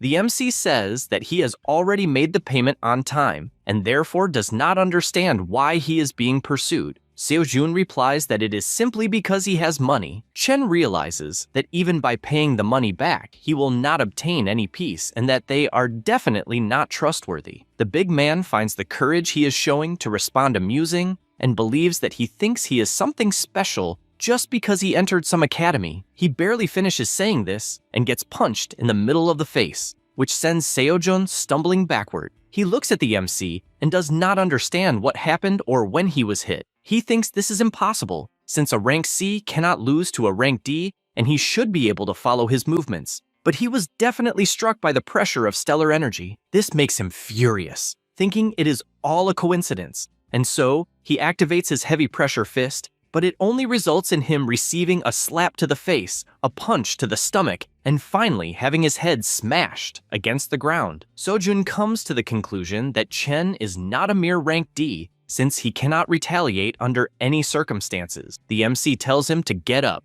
but the man says that he surrenders. The demonic book, on the other hand, finds it interesting who this guy is, who put him in debt with a loan shark, and does not know whether they should kill him outright or torture him first. Chen replies that he has many questions to ask and therefore cannot kill him for now. The book becomes upset about this. Meanwhile, Seojun panics, since from what he heard, the MC is muttering something about killing him, and so he asks for 1 minute to resolve the misunderstanding. With that, the eye of the holder of authority instills fear in the target, and the man becomes completely terrified, trying to understand where the hell he is, especially with Chen standing imposingly in front of him. He begins by saying that he will know if he lies about anything. The man continues begging for his life and guarantees that he will answer anything. He starts by wanting to know why he was watching all the time and whether he had been harassing his family. Seojun replies that he only intended to take the money and that the rest was a joke. The Eye of Authority notifies that the target has developed a lucky mentality, and he sighs, saying that apparently there is no need to talk. Seojun panics and explains that he is just a man desperate for money, and that when he saw him pay 2 million in an instant, he wanted to ask what the method was to earn so much money, and he guarantees that he never even considered threatening his family. The MC says that 3 men openly invaded his house, causing trouble, and explicitly revealed that they were subordinates of this so-called Seojun. The man guarantees that the 3 are nothing but idiots who broke the rules to make money, and that he got rid of them immediately when he found out. Chen reflects that according to the eye of authority, the man is not lying, and therefore says that he checked the loan he had, and that it was only 3 million, and he wants to know why it became 100 million. Seo-jun explains that he is not actually the owner of the debts, and that the one responsible is the Hensheng Group, which uses high interest rates to force loan clients to work for them for life, and that he himself also has an enormous debt that he cannot pay, which is why he was forced to work for this group, even being beaten as a form of lesson and forced to go after every possible amount of money. The MC sighs, since for a moment he thought he could rely on him to eliminate this debt, but the story is different, since according to Lin, the group is definitely a large company behind everything. In any case, the MC comments that for a man to reach a managerial position, it proves that he has done many bad things. However, he says that this is not the case, since he is different from all the others, as he only collects the amounts and never did anything against nature or anything like that, and that if he had to say the most immoral thing he has ever done, it was capturing a high-class demonic beast to sell it in the Blackwater district. Soon, the MC realizes what it is about, since this demonic beast is the one he faced in the district, and he considers that perhaps the rift is real. Therefore, he asks what he knows about the rift. He reveals that he has a rift in his hands, and that he was even preparing for it. The two go to the rift, and Chen says that he is surprised that the rift actually exists, and judging by the fluctuations of stellar energy, it is a rank C rift, but he does not understand how he knows about it, since rifts are strictly controlled by the school and the government. He says that he has some contacts in the administrative department, which made it possible to locate that rift, and that if he were lucky enough, he would be able to obtain mineral crystals or demonic beast crystals to sell on the black market. The MC asks whether he happens to have the tool to open the rift, since such items are collected after each mission. He shows that he did, and even says that in the past, when the rules were not so strict, people smuggled goods to sell on the black market, and that he even bought them at this place, although it was not cheap. The MC thinks this is great and tells him to open the rift. With that, the two enter the rift, and soon a wish mission appears, requiring the subjugation of all enemies within the rift. He finds this incredible because, as he imagined, a mission would be initiated in that place. Seo-jun comments that he should not get too excited trying to profit inside the rift, since he himself has already been there and found nothing, and therefore thinks it would be interesting to leave quickly because it is very dangerous. Chen warns that he is not trying to take the profit from the entry, since his objective is to conquer the rift completely. The man simply cannot believe what he heard, since it is madness, because a rank A rift requires at least 5 rank C oracles or 14 rank D oracles to be conquered, and therefore he does not know how it would be possible to do this with just the 2 of them. The MC says that he is surprised that he understands these things. Seo-jun explains that before being a debt collector, he was part of a conquest team and therefore understands basic common sense. He prepares to take the stone and leave the rift, since it seems more like a tasteless joke, but Chen shows that it is in his hands, since he will keep it as a precaution, because leaving without that item would be problematic. In addition, he points out another mistake the man made, since they will not conquer the rift as 2 people, because he will conquer it on his own, even forbidding him from interfering in anything. At this moment, he notices something as several demonic beasts approach rapidly. The man says that monsters are naturally cruel and live in groups. They launch an attack, and the MC finds it excellent to be able to gather so many monsters at once.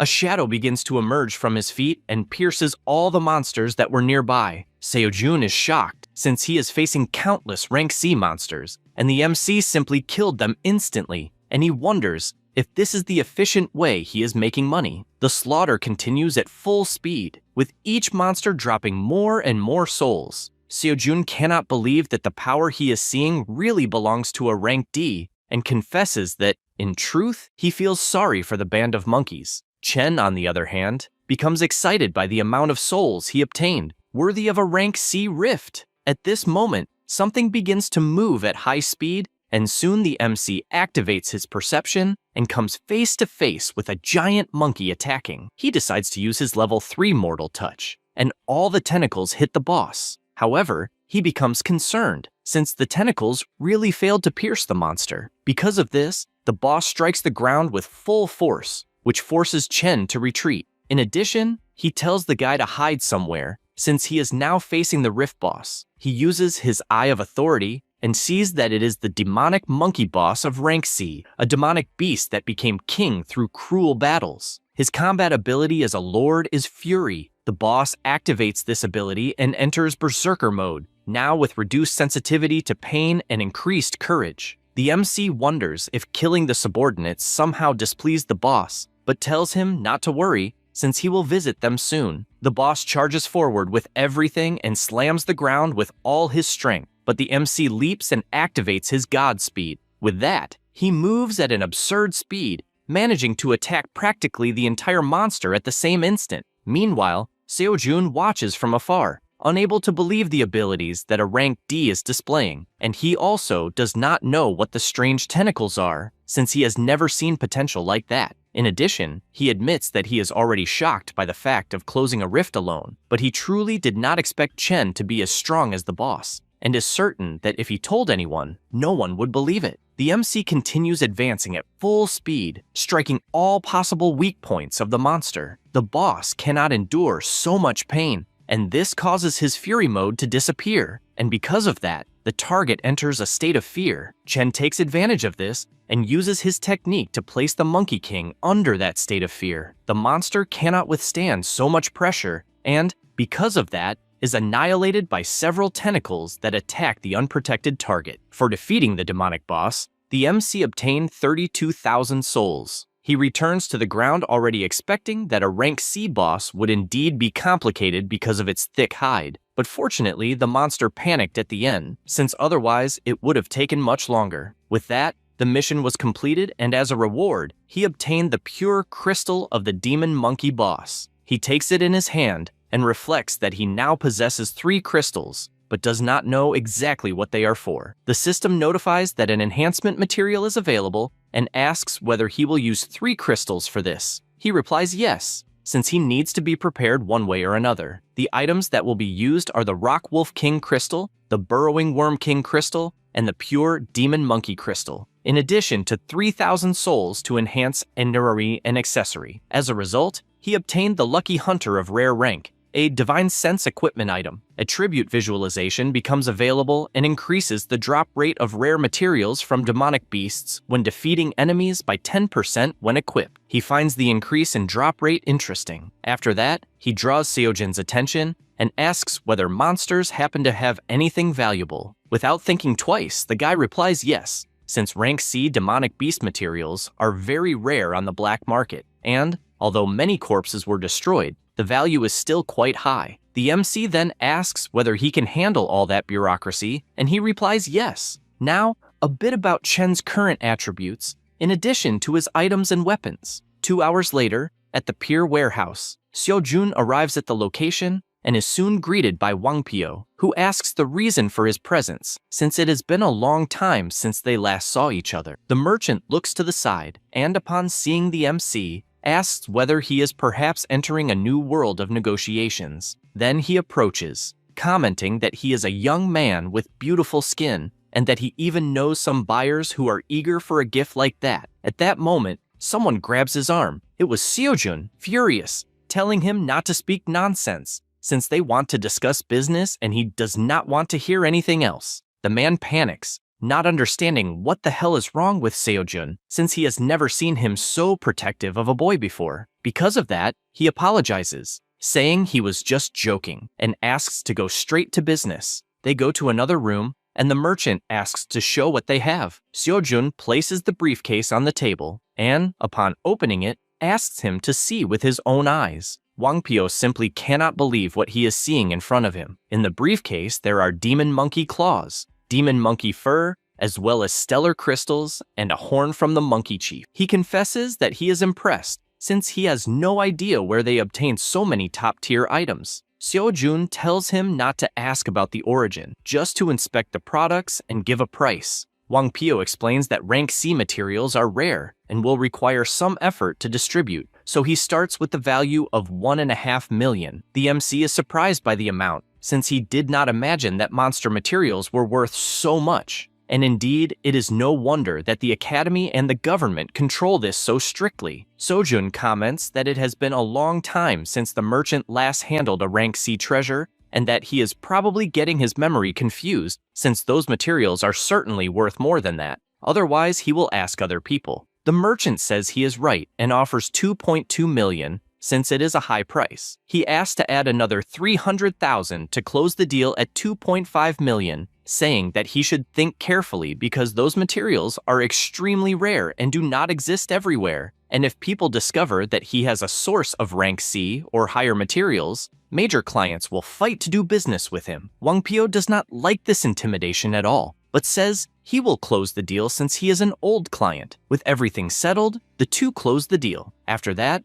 already at night, the MC leaves the place together with Seojun, and he admits being surprised since the money was transferred immediately, and luck is definitely on his side that day. Seojun, a bit awkward, asks if he needs anything else from him now that the money has arrived. Before Chen can answer, someone appears saying that they have finally found the target. Seojun realizes they are his subordinates and asks what they are doing there. They reply that there had been no news for a long time, and so they became worried, and when they learned that he had scheduled a meeting with a merchant, they decided to track him. Then, one of them notices something and asks if he finally managed to catch Chen's brat, and that it is no wonder he did not come back for so long since he must have taught the kid a lesson. The guy then approaches and asks whether he delivered the money, but before finishing his sentence, he receives a full slap from Seojun, who sends him flying and tells him to keep his mouth shut. He then apologizes for the disrespect, saying that he has been so busy with business lately that he forgot to discipline his subordinates.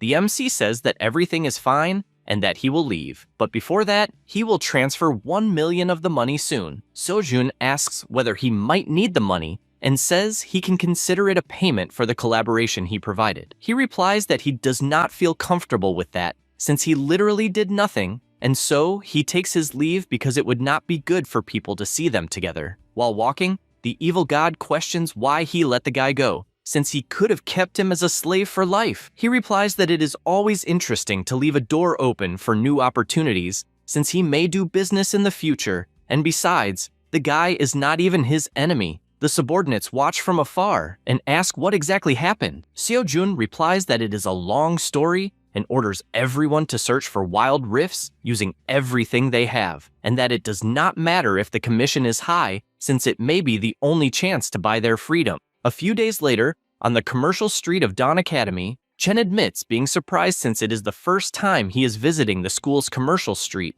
and he did not expect it to be so busy. He goes to a convenience store, and the vendor presents several skill stones that, although expensive, possess strong offensive combat abilities, and the rank C ones cost more than 500,000. He thinks about it, since in that way his 1 million will not last long, although he is not even in need of offensive skills at the moment. He chooses two using his ability to view their information. One is terrain detection, which indicates direction and records the route to avoid getting lost. The other is collection mastery, which grants knowledge related to material gathering. In addition, he notices that there are also armors made especially for wild rifts and thinks it over, since his clothes are a mess because they are not suitable for combat, and he definitely needs to find proper armor. He considers it carefully, since he is the agility type, so heavy armor will not suit him. He finally finds something, and at that moment, a man comments that he has a good eye. This sudden appearance startles him, but the man says that the armor in question is his masterpiece, since it is light and durable, and also asks him to take a bit more care of his appearance, since it would match the outfit better. The MC agrees and asks if there happens to be a barbershop nearby since his hair has grown long. Immediately, the man announces that it is his lucky day, since he is the best stylist on that street.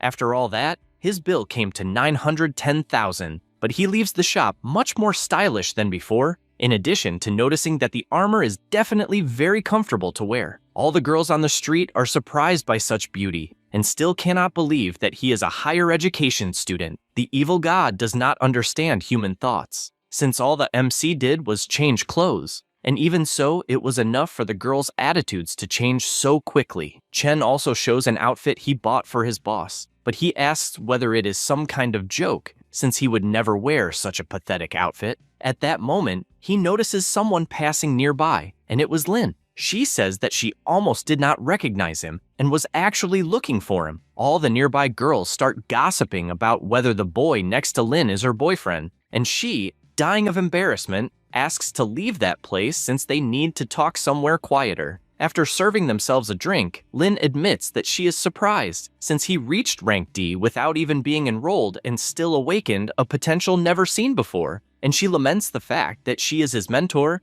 and yet knows nothing about his development. He explains that it is nothing special, and that he is even getting used to life in the countryside, and he is very grateful for her help, although he had no recent news and was therefore worried. She explains that the guild has had many recent problems and really could not get away. He does not quite understand what it is about, and she says that an extremely important battle will take place among all the main guilds, and the Golden Rift is about to appear. He asks what this Golden Rift is, and she explains that it is a unique rift that only opens once every 2 years. This rift is filled with ruins and ancient towers from another world, sealing powerful monsters as well as many trials and challenges. So if one manages to conquer the ruins, they will gain incredible rewards, such as money, rare resources, high-level combat skills, and even unknown powers beyond human comprehension. Thus, if lucky, a rank D oracle may even gain a power rivaling that of a rank A, provided the command is solid. The combat power of a guild is guaranteed an extreme boost, and can even elevate a mid-sized guild to a main guild. That is why, every time such a rift appears, all the main guilds fight tooth and nail for it, and naturally, the Manhwa Guild is one of them. She finishes by saying that, as the guild's heir, she also needs to fight for it. The MC immediately gets excited, since it is definitely an extremely good rift for farming, and because the rewards are incredible, the monsters must be high level, so he asks if he can participate. She confesses that she also wanted him to participate, but the Golden Rift is basically a guild war, and he has not reached the standard level for recruitment into Manhwa, and for that reason, she is bound by the guild's rules. In addition, she says that this Golden Rift has high-level monsters, being rank B or higher, and at his current level, it would be very dangerous. Chen says that he does not care about the level of danger, since he is sure he can protect himself, and therefore asks if there really is no other way to participate besides being a member of a guild. She realizes the path he wants to take, and explains that the rift would take an entire month to clear, and the logistics team will arrive in a few days to set up the camp. And this group does not participate in combat, so there are no level requirements, despite the work being exhausting. He immediately agrees, since he does not mind it at all. Lin finds this cool and says that it is decided, since she will take him to the Golden Rift in 2 weeks, which is when it will appear at the meeting point. After that, she changes the subject, since she prepared some gifts to celebrate his enrollment and even arranged for them to be delivered to the dormitory, and all she wants is for him to make good use of them. A few hours later, he walks back to the dormitory and comments to the evil god that this so-called rift must be interesting, since the monsters are rank B and above, and with his current strength he will face some challenges, because he had difficulties even against the rank C demon monkey boss, and therefore he needs to find a way to level up before then. At that moment, he arrives in front of his room and finds the gift that Lin mentioned. After opening it, he realizes that they are high-quality stellar energy supplements. He does not hide his surprise, since more than 1 million was invested in those potions, and he cannot believe the power of a large guild. The evil god comments that it is a shame, since he can no longer use those items to level up. Chen agrees, and does not even know how he will return them without explaining the reason, since he does not want anyone to know about his method of leveling up. The book suggests selling the potions to make some money, but he does not think that is right, because it was a kind gesture from someone else, and selling them would be unethical. At that moment, an idea crosses his mind. 2 days later, inside the Rank D subjugation rift, the MC gets on a call, and Jiarui shouts that he found the supplements incredible, and even wants to know where he got them. Xiaoxia says the same, since they are super expensive, and she does not understand why he is giving them to them. He asks them not to worry, since it would be a waste to leave the items unused. When Hao says that he would cross fire to get those, Lucian agrees, and also thanks him for the potions. The battles inside the dungeon continue at full speed, but the MC manages to solve everything using only his shadow tentacles, even managing to finish off the giant cave spider and obtaining 900 souls for it. The team simply cannot believe what they saw, since Chen simply killed the Rift boss while talking on the phone. The MC then reflects that he completed many missions in the last few days, and even managed to get a little more than 10,000 souls. Combined with what he already had, he reached 50,000. However, the level restriction is killing him, since a small level increase is far from enough to challenge the Golden Rift, and therefore he decides that he needs to try something specific. After that, in another place, he spends the 50,000 souls to buy the fragment fissure, being able to use it to open a fissure. The evil god asks if it is the method he mentioned, and he answers yes, since a new product appeared in his shop when he raised his oracle level, but because it cost 50,000 souls, he simply ignored it at the time. He finds a quiet place to use the item and imagines that spending those 50,000 souls might allow him to level up a lot, but after spending so many points, it will be difficult to recover them, and he does not even know if the item is really good, but since it is so expensive, it should not be bad. He uses the fragment fissure and connects to the treasure hall of Grilov. He is surprised, since it is the first time he has seen a rift like that, and the evil god says it is also the first time he has felt a strange aura. The MC places his hand and finishes passing through the portal. He realizes that he is in a forest, and by the name of the fissure, he believed it would be a labyrinth. But in any case, he decides to be careful, since it is his first time in that environment, and he does not know the level of the enemies. At that moment, the book says that something is approaching, and he notices that they are simple monsters. The MC's disappointment is evident, since he found mere goblins and did not expect this type of enemy, because he wanted much stronger foes. Then, he is startled, as the monster's hand suddenly appeared right in front of him, and in shock, he dodges without even believing what happened. Next, the other monster picks up a stone and throws it with such force that it feels more like a cannon attack. The MC sees the damage from the attack and cannot believe that a small rock could cause so much destruction. He does not understand how the hell a simple goblin has such strength and speed, until the system appears in front of him with a wish mission. It was necessary to use the Forbidden Abyss. This has been completed. Now that he has entered the treasure hall of Kryle, he must survive until the second day. However, he is even more shocked by what he reads next, since the abilities Abyss, Touch of Death, and Abyss Space have been prohibited from being used. He notices the monster approaching and dodges, nearly being hit. He does not hide his concern, since even though the goblin's attacks are simple, their speed and attack power are exaggerated, and therefore, he needs to find a chance to counterattack. Otherwise, he will be lost. He decides to use his detection eye, but realizes that the targets are not showing any information, so he considers that his own level might be too low, or it could be something else. He keeps dodging the attacks as best as he can, and likes the fact that the goblins are strong and fast, but their attack patterns are monotonous. He manages to land a punch since he felt an opportunity for a counterattack, but when he sees that he hit the monster's arm, he gets startled since it blocked very easily. At that moment, the other goblin appears attacking, and he is forced to use the fragment of the demonic armor to negate the attack.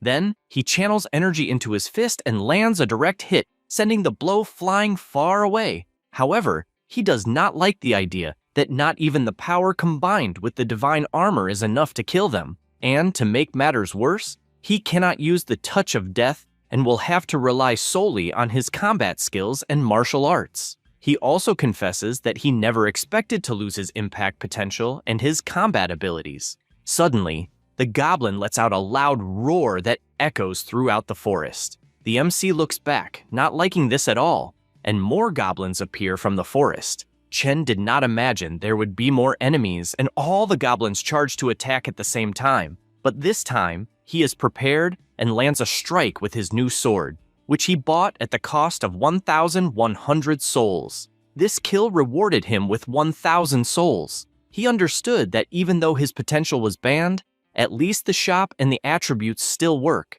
and he knows very well that this is not the time to save resources. Because of that, he ups his strength from level 9 to 11 and starts killing them one by one, since he needed the increased strength to finish them with a single blow. In addition, He evolves his agility from level 5 to level 10, since he needs speed to execute several at once. And he also ups his spirit because otherwise he would become exhausted before even finishing the fight. With these changes, he realizes that his old way of thinking about levels was wrong, and that, in reality, attributes are more crucial for combat. At that moment, the goblins become terrified, but he does not have the slightest mercy for them. Somewhere else, Lin asks her secretary how the preparations for the Golden Rift are going. She replies that they will probably finish the next day and asks if their guild really needs to participate. Lin says she has no other choice, since as an heir of the guild, she cannot refuse something so important, because her rivals will use this opportunity to advance. And if she herself does not contribute anything to the Golden Rift, it will be taken as a response that she gave up her inheritance rights. Shiji says she is aware of that, but the problem is that their guild lost 10 veteran members in the last 2 days, since they asked to leave, and after an investigation, she discovered that their rival guild recruited exactly 10 newcomers, and she does not think this is a coincidence. Lin imagines that this must have been done by Minghui, since he is a prodigy son dependent on his father, but she does not consider him a threat. Then she asks about Yangshi and the other people. Her secretary replies that everyone's growth is impressive, and all 4 of them have reached rank B level, especially Yangshi, since she achieved the absurd feat of subjugating a rank C rift alone. Lin likes hearing that, since with strong allies they will not lose the battle, and she is also confident that the MC can learn something before the day of the Golden Rift arrives. The secretary is surprised hearing this, and asks if he will really go even though his level is so low. She asks her not to worry, since she will send him to join the logistics team, but she knows that although his level is low, if he continues growing, he will become so powerful that no one will be able to ignore him. Back in the rift, Chen finishes off all the goblins, and the evil god comments that their aura seems a little strange and still believes that place is somehow connected to the authority of creation. The MC agrees, since those goblins were giving 1,000 souls each. He also finds it strange since he cannot collect the materials from those monsters and wonders if the rift was created by the system. On the other hand, at least he gained several crystals, and even though the effects after the level up are not that strong, it is still a good acquisition. Since his mission is to survive 2 days, he becomes worried because he barely moved from the spot and it was already a headache, and he has not even seen the treasure hall mentioned in the mission. And since it is getting late, he believes he should find a place to rest. As soon as he says that, he grabs an arrow that was heading toward his head. He thinks it is annoying since he does not get a minute of peace, because suddenly more goblins appear, completely different this time. The MC did not expect the enemies to have equipment, since in front of him, there are warriors, archers, and some mages, and the formation is also very well balanced. That said, there is something else worrying him even more, since even at that moment, he still cannot see the monsters' information,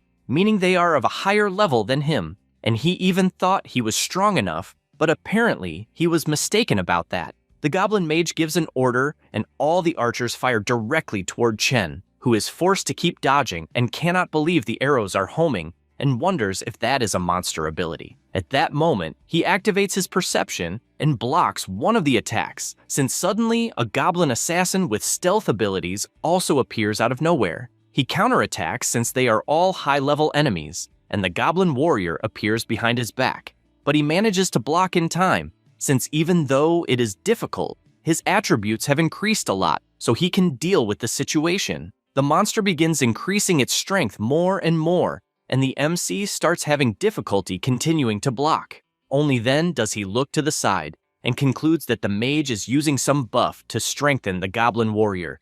To make things worse, his sword is split in half, and the assassin takes the opportunity to attack. Chen activates his demonic arm, since even knowing his attributes are higher than those monsters. The problem is the mage's buff, which makes the monsters far too strong. The same goes for the goblin assassin, since they attack quickly, and if strength is added to them, it will become complicated. Because of that, he buys a smaller dagger and counterattacks since long swords take longer to handle, so he will try his luck with something smaller. he manages to remove the monster's weapon and hits it directly, which flies toward the mage and destroys his staff that was responsible for the buffs. At the same moment, he also finishes off the assassin, since, as he thought, the monster became slower because it was under the effect of a buff. The warrior appears attacking, but the MC dodges and buys a large sword again and drives it into the monster's head, which cannot defend without the mage's help. The archers fire at the same time, but he buys a smaller shield and blocks all the attacks while advancing at the same time. The goblins draw their shields and step forward to defend against that attack. The MC notices that his attack did not pierce through, and because of that, he buys a warhammer, which is enough to kill them all together with their shields. Lastly, the goblin mage remains, who, terrified, tries to run away at all costs, but is killed by the sword that Chen fired from a long distance. At that moment, more goblins appear coming from the middle of the forest. Chen buys a minor potion that costs 100 souls and drinks it so that his power and vigor are slowly recovered. He prepares himself, since he is aware that he will not be able to rest that night, but he does not see a problem with that since he will be able to have plenty of fun. After a long time, the day dawns, and MC is sitting on a pile of corpses. He is using his breath condensation, which made his mental strength recover to the maximum level. The evil god confesses that he even thought he would die in that place, but Chen says it was thanks to the potions that he managed to endure for so long. At that moment, the system congratulates him for completing the secret mission, which is to survive until the second day. The talent unlocked was the Mist with the Soul Slave. This ability can capture and command the souls of dead targets. The commanded souls keep their previous abilities and memories. The host's potential is currently 20. He finally understands that the hidden reward is actually a new talent, or rather 2 talents, since one is a second awakening. But he does not understand it because his previous tests showed that he is an apostle. The book says that there is nothing strange about it, since demon gods usually possess more than one authority, and, as he is a servant of an evil god, it is natural to have multiple abilities. It says that it found the goblins strange, and in the end, he still obtained the Mist. And his old friend, the god of creation, is definitely unpredictable. But it no longer cares about that, since the stronger Chen becomes, the better. MC comments that he obtained a different power, and that if he uses that ability in the mission, it will probably not violate the conditions. He decides to test his soul slave on the goblin dead in front of him, and it comes back to life in a solo leveling style. Chen says that according to the system, the new ability also benefits from his attribute bonuses, so it was very worth investing in his potential, and he still remembers that monsters inherit the memories from before they died, and because of that, he asks where Grelov Palace is. They follow the path, and MC realizes that controlling a soul for so long is quite exhausting, and he is determined to put points into the intelligence attribute soon. His summon points to the place, and he finds it incredible that a structure of that scale exists inside a rift. It is like a human city, and that level of civilization far surpasses the true goblins. He knows that he cannot simply attack so many monsters head-on, since his objective is Grelov Palace, which is located in the middle of the city and where he will find the boss. He also sees some goblins pulling a cart, so he sends his summon toward them. The monsters question what the priest is doing in that place, but instantly the other 3 goblins are killed. The last one left does not understand what happened, but the summon takes advantage of that opening and finishes him as well.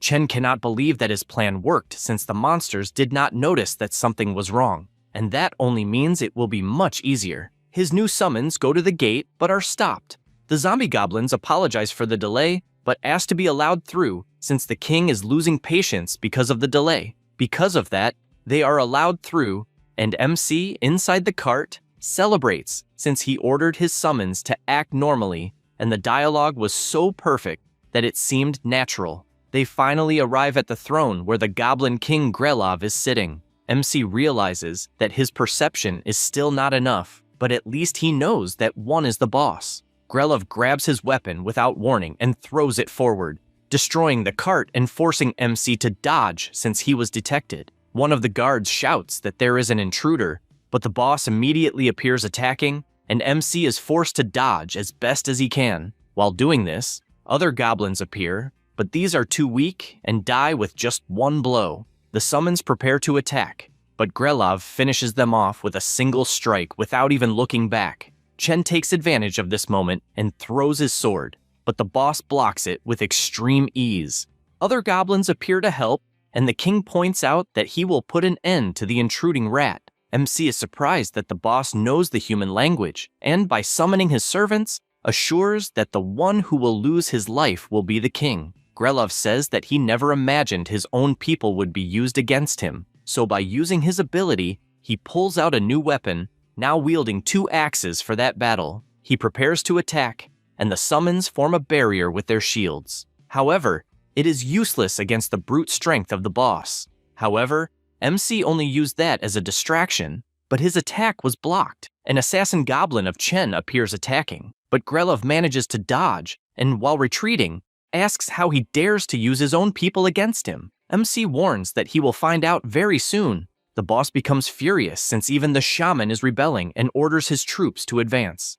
A fierce battle begins between goblins and summons. The enemy tries to apply pressure, but the shield bearers block the attacks, and the assassin takes advantage of this opening to finish off the monsters. The boss does not understand why the traitor goblins are stronger than before, and, being lost in his thoughts, is startled when MC attacks, and the two begin exchanging blows frantically. The boss admits that he is skilled and, after breaking Chen's sword, declares that the battle is over. However, MC simply buys another one and counters the attack, also landing a strike since the monster was not expecting that. Grelov retreats and uses his ability Goblin King's Pressure, forcing everyone to kneel. MC kneels, just like all the summons.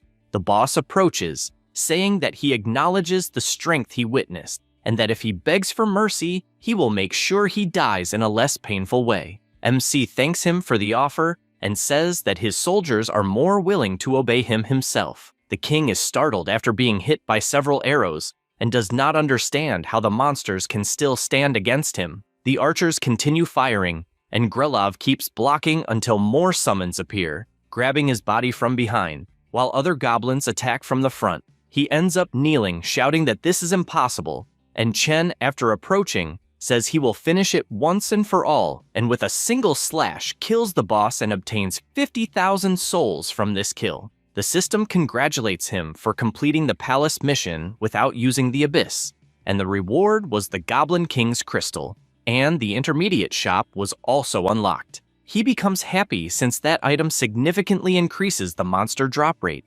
although he does not know what the so-called rare treasures that they can drop actually mean. At that moment, the evil god warns that the exit has been opened, and Chen tells them to return since he now also possesses Grelov, the king of the goblins, as one of his summons. He returns to his world, and soon his phone rings. It was a message from Lin saying that she heard the student council members are looking for him, and also 2 messages from Liu Wei asking him to go to the office since the student council has an important matter to discuss with him. MC cannot believe what happened since he entered the rift on the 19th and does not understand how the hell it is already the 22nd. Meanwhile, in the student council meeting room, Su-han says that to guarantee the students' safety, she hopes the student council can send an advanced team to prioritize the exploration of the rift. The president, whose name is Yun-jo, says that judging by the size of the rift, he believes it is a rank B1 and does not know how one appeared at that moment. Chen Li, who is the vice minister of the executive department, asks what they are afraid of, since if everyone goes together, it will not be a problem. The secretary, Ji-yun, agrees since the opening of the Golden Rift is imminent and all the high-level fighters of the school are preparing for it, and there are no candidates more suitable than themselves at that moment. Su-han says that if someone is missing, she has a person in mind, and although he is a freshman, he is someone capable of defeating a rank D boss alone, and the guy's strength is definitely not lower than someone at rank C at their peak. The president asks if this is some kind of joke since she said he is a freshman and they must prioritize the safety of the students. However, the secretary shows her notebook and asks if she is talking about the MC since from what she saw, he completed 40 missions in less than a month, cleared all the rifts, there was no record of casualties among any team members, and his potential was judged as unique. Chen Li finds this strange since as far as he knows, no freshman has reached rank C so far,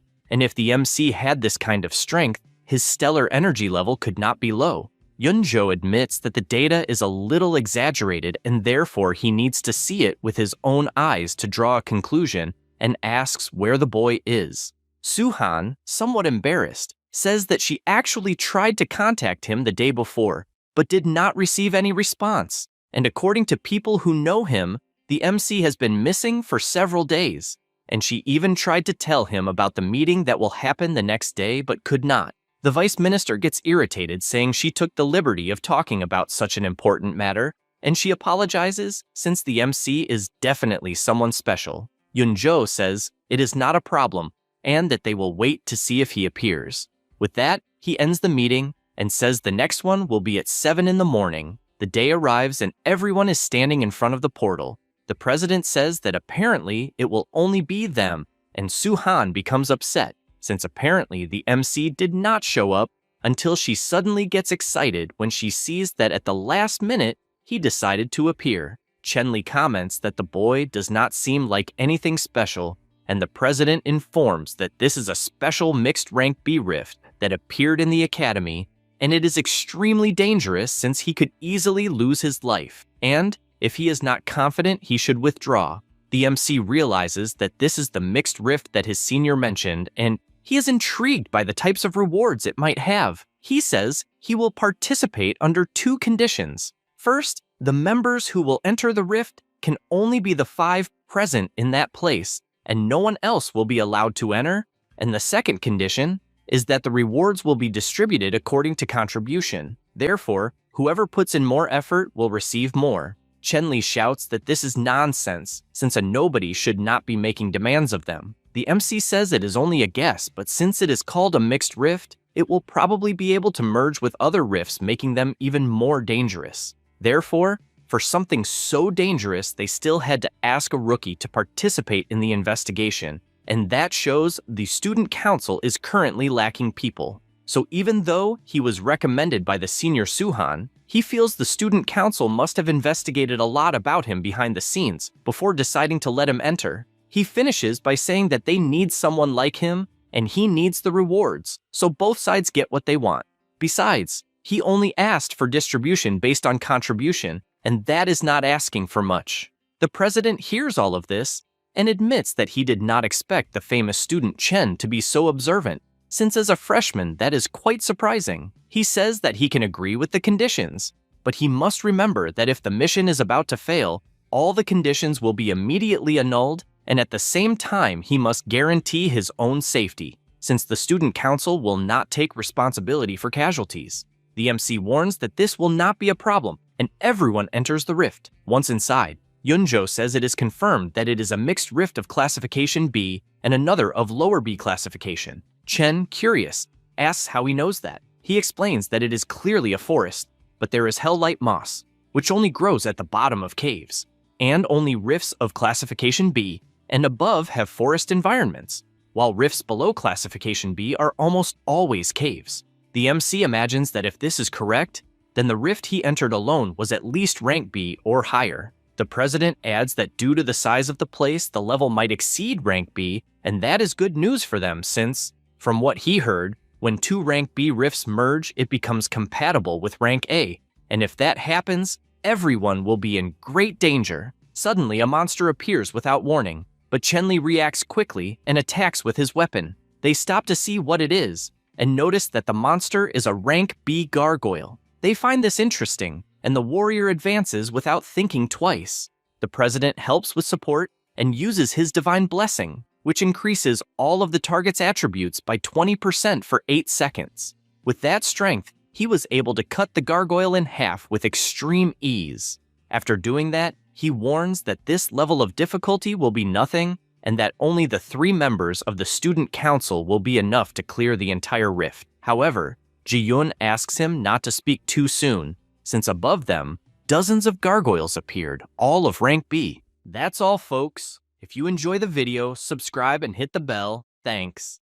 The MC simply raises his hand, and several shadow spikes hit each of the gargoyles. Yunjo is shocked witnessing something that pierces a rank B gargoyle with a single strike, and without divine blessing. The warrior tells him to stop daydreaming, as he won't be able to hold on much longer. The monsters begin to swarm him, and Ji-yeon shouts that she will hold them off, so they must find a way to take them down one by one. Suhan takes the opportunity to attack from behind and hits one of the monsters. This gives the warrior an opening to attack, finishing that monster. They prepare themselves as the gargoyles keep appearing. Ji-yeon admits she didn't think there would be so many, and the blacksmith agrees, as it seems they are endless. Suhan tries to attack stealthily, but as she approaches, she is almost hit by the monster, leaving her confused since her stealth was discovered.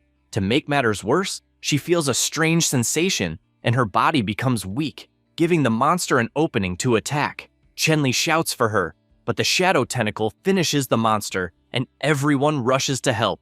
The president explains that it is the cave spider's toxin and the concentration is more than 10 times stronger than a normal spider. The warrior wonders how that is possible, and the Four Eyes explains that the terrain has merged with the characteristics of demonic beasts. He becomes worried, as his team is already very tired and prolonging the dungeon will only lead to casualties, so he believes they need to gather more people. Thinking about it, he shouts for Ji-yeon to provide cover, and she creates a magical barrier that prevents the monsters from passing. The leader tells the MC to hurry and leave, but he asks everyone to go back first, as he will stay behind to clear the rift. Everyone is outraged upon hearing this, and the warrior tells him not to play the hero, as he will end up throwing his life away. The leader agrees, and admits that his strength exceeded expectations, but the objective of the investigation has already been achieved, and there is no reason to keep wasting energy. Therefore, they should retreat and discuss a battle plan together. The MC says he is not playing the hero and summons his entire shadow army, which begins to fight the monsters. The battle continues frantically, with both sides attacking and defending, but in the end, the shadows carry out a massacre. He orders his shadows to return, and the group does not understand what just happened, much less what Chen is. The MC says that if they want to return, it is not a problem, but they must not forget the agreement, as the reward distribution will be according to each person's effort. The group looks at each other and decides to continue following Chen. They walk for a while until they finally reach a huge gate where the boss is likely located. The MC senses a strange aura approaching, and a giant gargoyle appears before them. This is the rank B Gargoyle Commander, the gate's guardian. The monster lets out an extremely powerful roar that puts everyone on alert. At the same time, several other monsters approach, forming a circle around the group, who finally understand why they had not seen any demonic beasts for so long, because it means they were waiting for them to arrive. The MC orders them to protect the injured, as it will be safer to fight like this since they do not want casualties. The leader responds that it will not be a problem, but asks him to be careful. He prepares himself by channeling his power and once again summons his army of shadow undead. The battle begins in a frenzy, and Grelov, always powerful, defeats enemies with ease. The Gargoyle Commander notices this and flies toward him. The MC takes the opportunity to attack with his shadow tentacle, but before reaching the target, the commander manages to counterattack. He realizes he will need to be faster, as the monster's reaction is extremely quick compared to normal gargoyles. However, his plan was different, as Grelov used this distraction to attack from behind, and with a clean strike cuts off the commander's wings,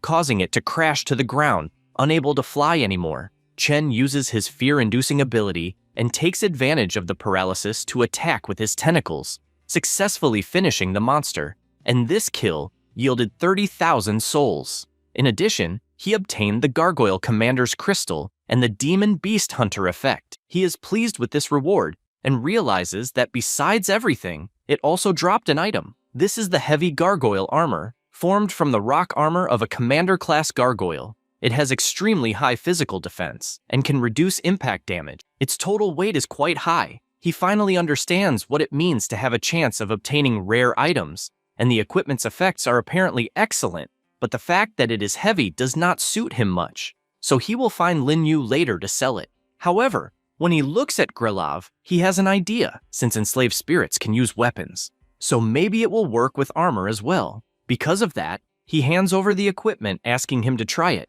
and the Goblin King successfully equips the armor, which adjusts to fit the user's body shape. The MC finds it incredible that it worked so well, and in this way, no matter what equipment he gets in the future, it will always be used somehow. Meanwhile, Chenli finally defeats the last gargoyle and, looking to the side, asks if Chen finished his part. The MC, besides already being done, has also formed his new army of shadow undead, now with the common gargoyles and the commander. Immediately, the team leader formally invites Chen to join the student council and even allows him to set the conditions. However, he is quickly disappointed when Suhan says that he has actually already been reserved by the senior Lin, so any other invitation will be useless. The warrior admits that at first he doubted his strength, and now it seems he is stronger than all of them combined, even if it is not easy to admit. The MC tells everyone to hurry, as they need to find the boss of that rift. They finish heading to the gate, and after opening it, come face to face with a colossal monster that was already ready for battle, with sharp teeth and terrifying eyes. Yunzhou, with a trembling voice, says that apparently the boss is an earth dragon, and by its size, it is almost rank A, much stronger than they expected. Chen says that being large means it is easier to hit and that he will even go alone into this battle, so everyone should go outside. With that said, he positions himself for the battle against the Earth Dragon King, a rank B boss.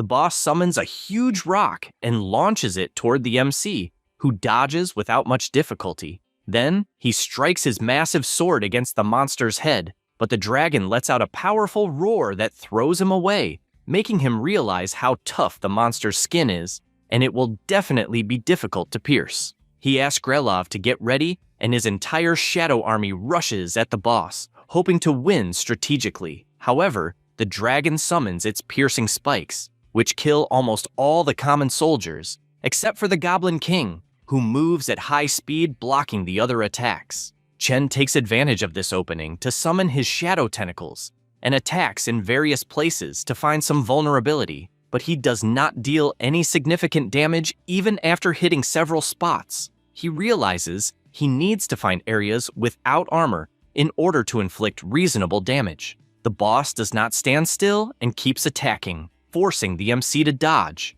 because although it is slow, the damage is fatal. He summons his new army of gargoyles, including the commander, and all of them charge at the dragon in search of discovering some weak point. They begin attacking everywhere and try to find any gap without armor. However, the boss channels a colossal power in his belly and unleashes his hellish flames, which wipe out all nearby gargoyles, except the commander, who manages to block successfully, also protecting the MC, who was right behind him. However, since the attack was strong enough, it practically evaporates the gargoyle commander, even though he is made of stone. The boss shouts that they are idiots, and that inferior life forms will never be able to kill a powerful dragon like him.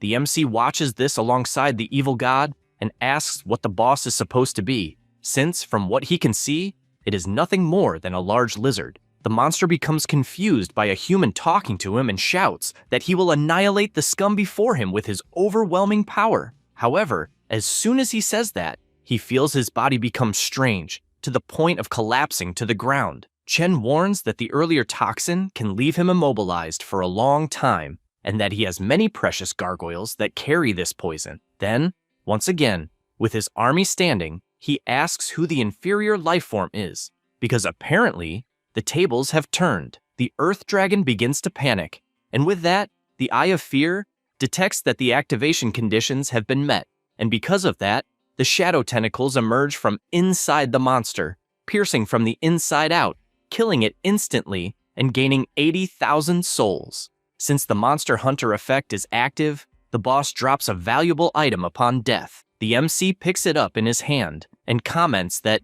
apparently, it is a skill stone. This is magma breath. It gathers the power of the Earth's fire to expel magma in a frontal cone, capable of burning enemies in a large area. Chen thanks the evil god for the help earlier, and he replies that he should think of it as a reward for actively helping to restore his original power, and that even if he had not intervened, he believes his servant would have still won.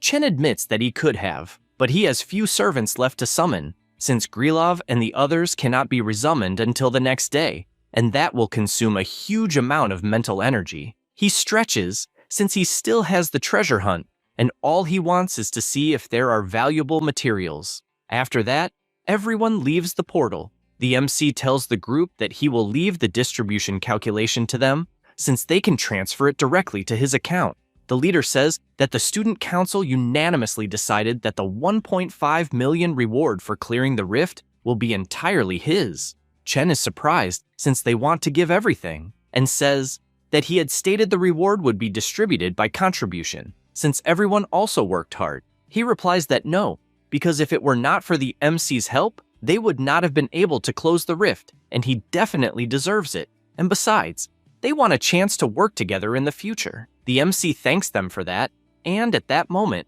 Lin appears asking where he has been the past few days. She says he did not reply to messages, and therefore owes many explanations. Chen thinks that is troublesome, since he ended up forgetting about her, and replies that he has been inside a rift all this time, and therefore had no chance to respond, since he ended up dealing with a mixed rift and even did not sleep well lately, and if there is nothing else, he will go rest. She says that is fine, but asks him to respond promptly next time. She imagines that his stellar energy did not increase much, but his aura seems completely different from before. Su-han calls her and explains what happened, since in fact, the MC cleared the mixed rift alone. Lin realizes what happened and regarding that, asks everyone to keep Chen's abilities a secret.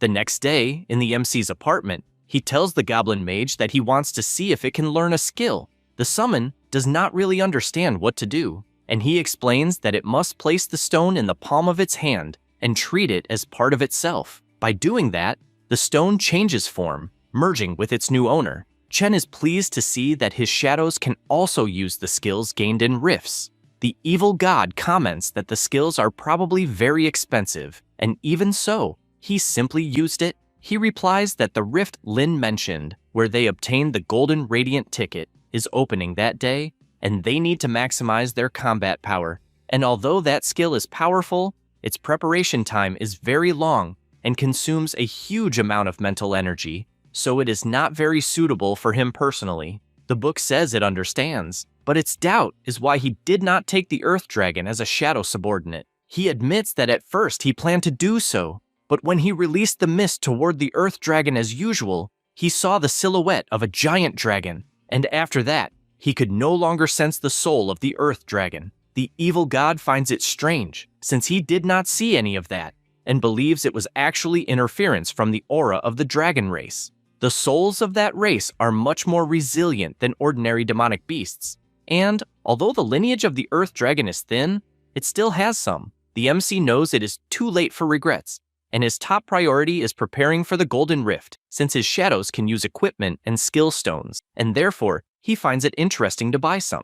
He goes somewhere else and meets Seojun, who greets him and says everything is ready regarding what they discussed over the phone. He shows all the equipment and skill stones he obtained, and the MC finds it incredible how efficiently he managed to get all that, such as temporary weapon enhancement and short-range shadow steps. His colleague says he selected all the cost-efficient combat skills, but is curious why he needs so many. He explains that he will use them to go to the Golden Rift. Everyone is surprised to see a shadow on the ground dropping some materials. The MC says they can split it 50-50 as usual, and even his own share can be taken to compensate for expenses this time. Seojun simply cannot believe he is in possession of a dragon scale, and did not expect to see something like that in his entire life. Chen says that if it is not enough, he can share more, but the guy says it is more than enough, and finds negotiating with him always incredible. The MC says goodbye since he has things to do, and when he goes outside, he finds it strange that there is a car waiting for him. It is Lin, wanting to know if he is ready, since she came to pick him up because she cannot believe he forgot the big day. They travel by car, and she asks him not to be nervous, since she has not been investigating his private life and only wanted to clearly explain the detailed rules of the Golden Rift so he can see them in advance. Basically, to enter this type of rift, one must possess a ticket, that is, a fragment of golden radiance, and these fragments only appear periodically inside the rift, and some powerful, demonic beasts drop this item. This gave rise to the rift they will head to now, the Shattered Golden Desert. As long as he defeats these shining beasts, there is a chance to drop this fragment from their bodies. She explains that she currently cannot allow him to enter the rift in the name of the Manhwa Guild, so if he enters on his own to obtain the fragment, he will earn a pass to freely enter the Golden Rift. He asks if he heard correctly about entering alone. She says that if it is too difficult, they can try to find another way. However, the MC says no, since entering alone is exactly what he wants. She is surprised to see such confidence. After that, they go to the rift location, and upon seeing so many people, he questions whether everyone is trying to obtain the fragment. She says yes, and that even more people will enter later. Chen notices that the Manhwa Guild team is also present, and indeed lives up to its reputation. She confesses that she finds it unfortunate, since the group is currently just a disorganized mess, and says that her father disappeared in a rift 8 years ago, and his fate is unknown, and her grandfather's health has been deteriorating day by day, which is why they must choose a new president as soon as possible. The MC finds it strange and asks if she was not the heir. Lin explains that at first glance, yes, but the #1 guild is of a higher level, and, in terms of strength and resources, they would not be able to win. In addition, there are several people in the guild coveting the position of president, and some of them are stronger than she is. She cites Xinghe as an example, a rank A who joined the guild late and is still extremely popular. Many members have voluntarily recommended him to be the next president. Besides him, there is Chinmo, a rank A who neither fights nor steals, but in reality, in every important guild battle, she manages to secure a considerable portion of the resources. And she discovered this recently and cannot understand what the girl is always thinking. Lastly, she mentions Pojun, a rank A oracle who is basically the strongest of their generation and is someone who believes that her strength is incompatible with the guild's principles. At that moment, a guy appears commenting that she finally arrived. She even gets discouraged since she knows the trash in front of her and says that the guy is nothing more than garbage, who has not even reached rank A and still continues to act arrogantly. Pojun approaches and asks if the guy beside her is the reserve member she paid a high price to obtain. He looks to the side and asks if the MC is trying to humiliate him or the guild. Chen is not intimidated at all. At that moment, someone shouts to stop the commotion. Immediately, everyone bows, greeting the president. The old man, with his imposing aura, warns that this is not the time for internal conflicts. Lin runs to her grandfather, and he points out that Pojun is a fundamental member of the guild, and that every word and action represents the face of the group. The big man apologizes and thanks him for the teachings as always. Then the old man calls everyone to move forward, since they must show the strength of the Manhwa Guild. After that, already inside the golden rift of the Shattered Desert, the MC thinks about the place he is in, since apparently a rift of that level is used only to fight for a ticket, so he imagines what kind of rift the golden one must be. However, his most urgent task is to find an opportunity to leave the team so that he can act alone. Suddenly, he looks to the side because someone called him. It was the guild president, so Chen asks if he needs something, but he did not even feel the old man approaching. Myun tells him not to be nervous and says that he watched the last trade match in the Outer Ring district and thought he performed very well. However, he also saw the current situation and that his granddaughter is facing many difficulties and, therefore, is far from being qualified for the position of president. That is because the girl spent a fortune to recruit the MC, and he believes she trusts him a lot. With that said, he wants to know what he thinks about it. Basically, he wants to know whether he will continue helping her or if he considers himself to be another type of person. The MC replies that, to be honest, he has no interest in power struggles and does not want to get involved at all. But since the veteran helped him a lot, then if necessary, he will also help. The old man thinks about it and says that he found that great, especially since he heard many compliments about him, and he seems different from the others. Therefore, he tells him to do whatever he wants, because in truth, he wants to see what he is capable of. Chen hears this and takes another path. At night, he walks calmly, since there should be no one in that place. Just as he thinks that, he notices a presence forcing him to dodge at the last second. A giant snake is coiled on a rock, and after the MC uses the detection eye, he identifies it as a firethorn python, a rank C monster. Its body is covered in red fire thorns that can be launched at any moment.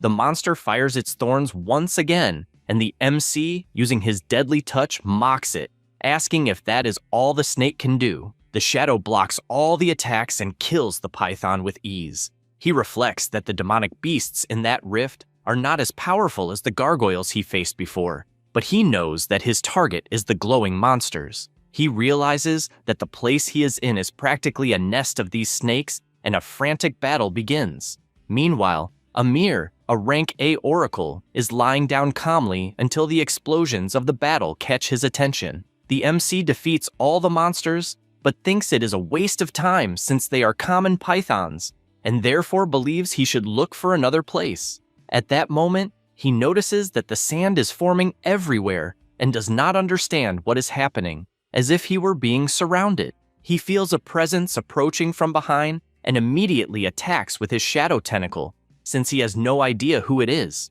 Amir blocks the blow with one hand and says he finds it interesting because he saw a familiar face. The MC only remembers that he once passed by him when he was leaving the hospital and did not imagine that someone of that level would also be fighting for the fragments of the Golden Rift. Amir says that Chen's power is truly unusual and that his intuition back then was correct, since his target is the Lone Star. The MC asks what the hell the Lone Star is. Amir replies that he does not need to know, and in the blink of an eye, appears behind Chen, warning that he will not survive that night. He instantly blocks the attack using his shadow, and both step back after exchanging blows.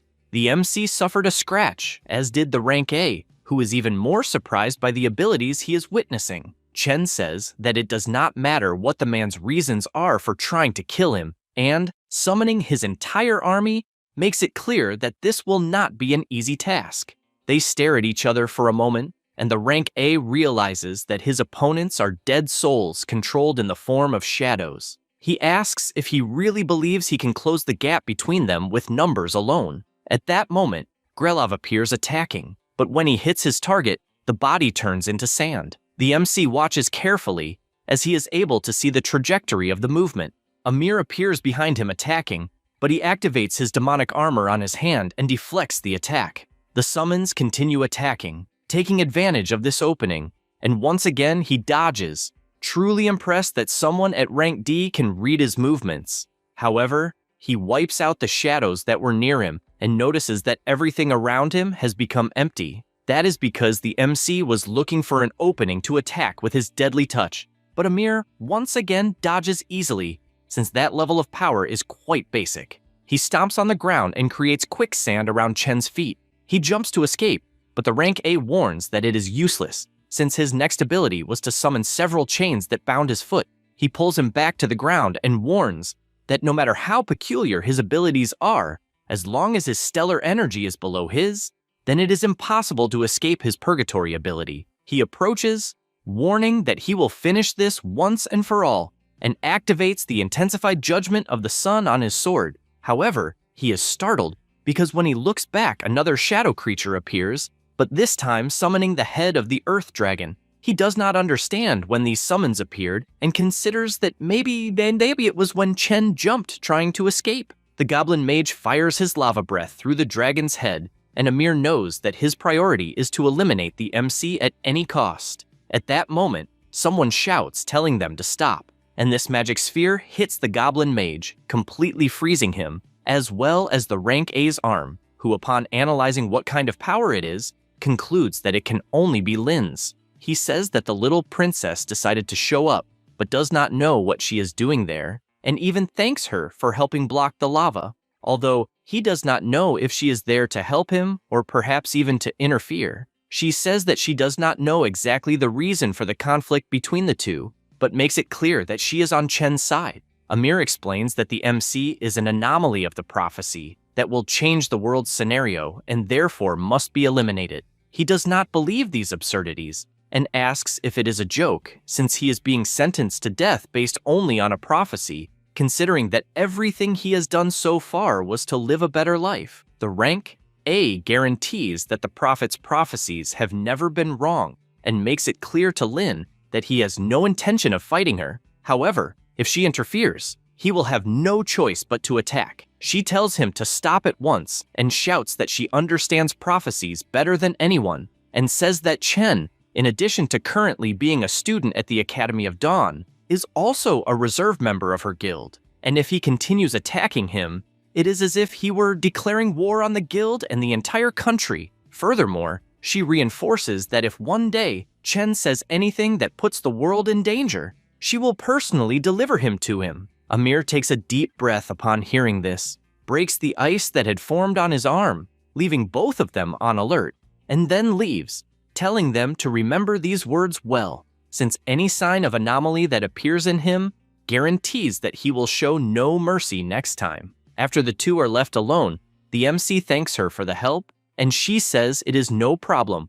After all, she trusts him and asks if he is in that region looking for special demonic beasts. That is because she knows a nest of demonic beasts nearby and suggests trying their luck. They arrive at the ruined desert of gold, and the MC, curious, asks if she happens to know the guy they met earlier. She replies that yes, since her father used to have close ties with Amir's family, and they were even allied with the guild. So after her father disappeared, the guild was plunged into turmoil, and many of the past packs exist only in name. She confesses that she is curious about the prophecy Amir mentioned, since as far as she knows, the MC's origin and his first grades at the academy were completely average. But when she met him for the first time on Blackwater Street, the talent and strength he showed were anything but common. This worries her, since such a drastic difference makes it seem like he is not even the same person, and so she asks what exactly he is hiding. He says that it is not the moment for that subject, since the only thing he can say is that he will never use his power to harm the world, and when the right time comes, she will be the first to know everything, and asks her to please trust him until that time comes. She remains silent, and the evil god continues watching the two of them talk. Then, with nothing much to do, Lin says that she trusts him. Sometime later, they arrive at the desert hyena's den, and soon realize they are lucky since they found a glowing monster. She says she will attack first, and he can wait to strike at the right moment. However, he opens his potion and says he does not need all that trouble. Then he calmly walks toward the pack, which soon notices his presence. Immediately, the common monsters advance, and he, without any difficulty, kills them all with his shadow tentacles. The girl is surprised, not understanding how he still has energy after fighting Amir. The glowing hyena sees that her servants were killed, and therefore attacks as well without mercy. However, she is also slain by the shadow tentacles. With this death, the hyena loses its glow, and Lin, seeing that it did not drop the fragment, asks him not to be discouraged, since they are not that easy. However, the MC's Monster Hunter passive is activated and the monster drops the fragment. He asks if that is the item in question, and she simply cannot believe how this is possible. That is because normally she would find only one fragment every 30 special monsters on average, and his luck is too good. But now, with that, he will be able to enter the rift directly as soon as it opens. However, she gives a warning, since getting a fragment so early may not necessarily be a good thing, since the fragments can be stolen by others, and as the total number is fixed, the competition later will be fierce. With that said, she asks to return to the camp since there is nothing else to do. Chen asks her to go back first, since the guild members probably do not care about his whereabouts, and it is better that the other factions do not find out that he already has this fragment. Lin asks to make sure he will be fine, always remembering to get in touch if anything happens. After that, in another camp, Amir returns to the oracle and says he failed to eliminate the anomaly. She asks him not to blame himself, since she knows his nature well, and even if the target is an anomaly, she knows he would have difficulty delivering a fatal blow to someone who has not committed any real crime, and that is exactly why she sent him. He is surprised to hear this, and asks if she had already foreseen it. She simply tells him to go in search of the golden fragment, since the prophecy shows that a massive mutation will occur in the Golden Rift that year, and this mutation will be entirely linked to the anomaly. Amir laments, since everything indicates that he should indeed have finished the MC. However, she says no, since there is more than one anomaly. Meanwhile, in the central city, at the headquarters of the corporate alliance, Han Cheng, who is the executive chief of the corporate alliance, is observing the Great Tree and says that the power of the guilds has grown more and more over the years,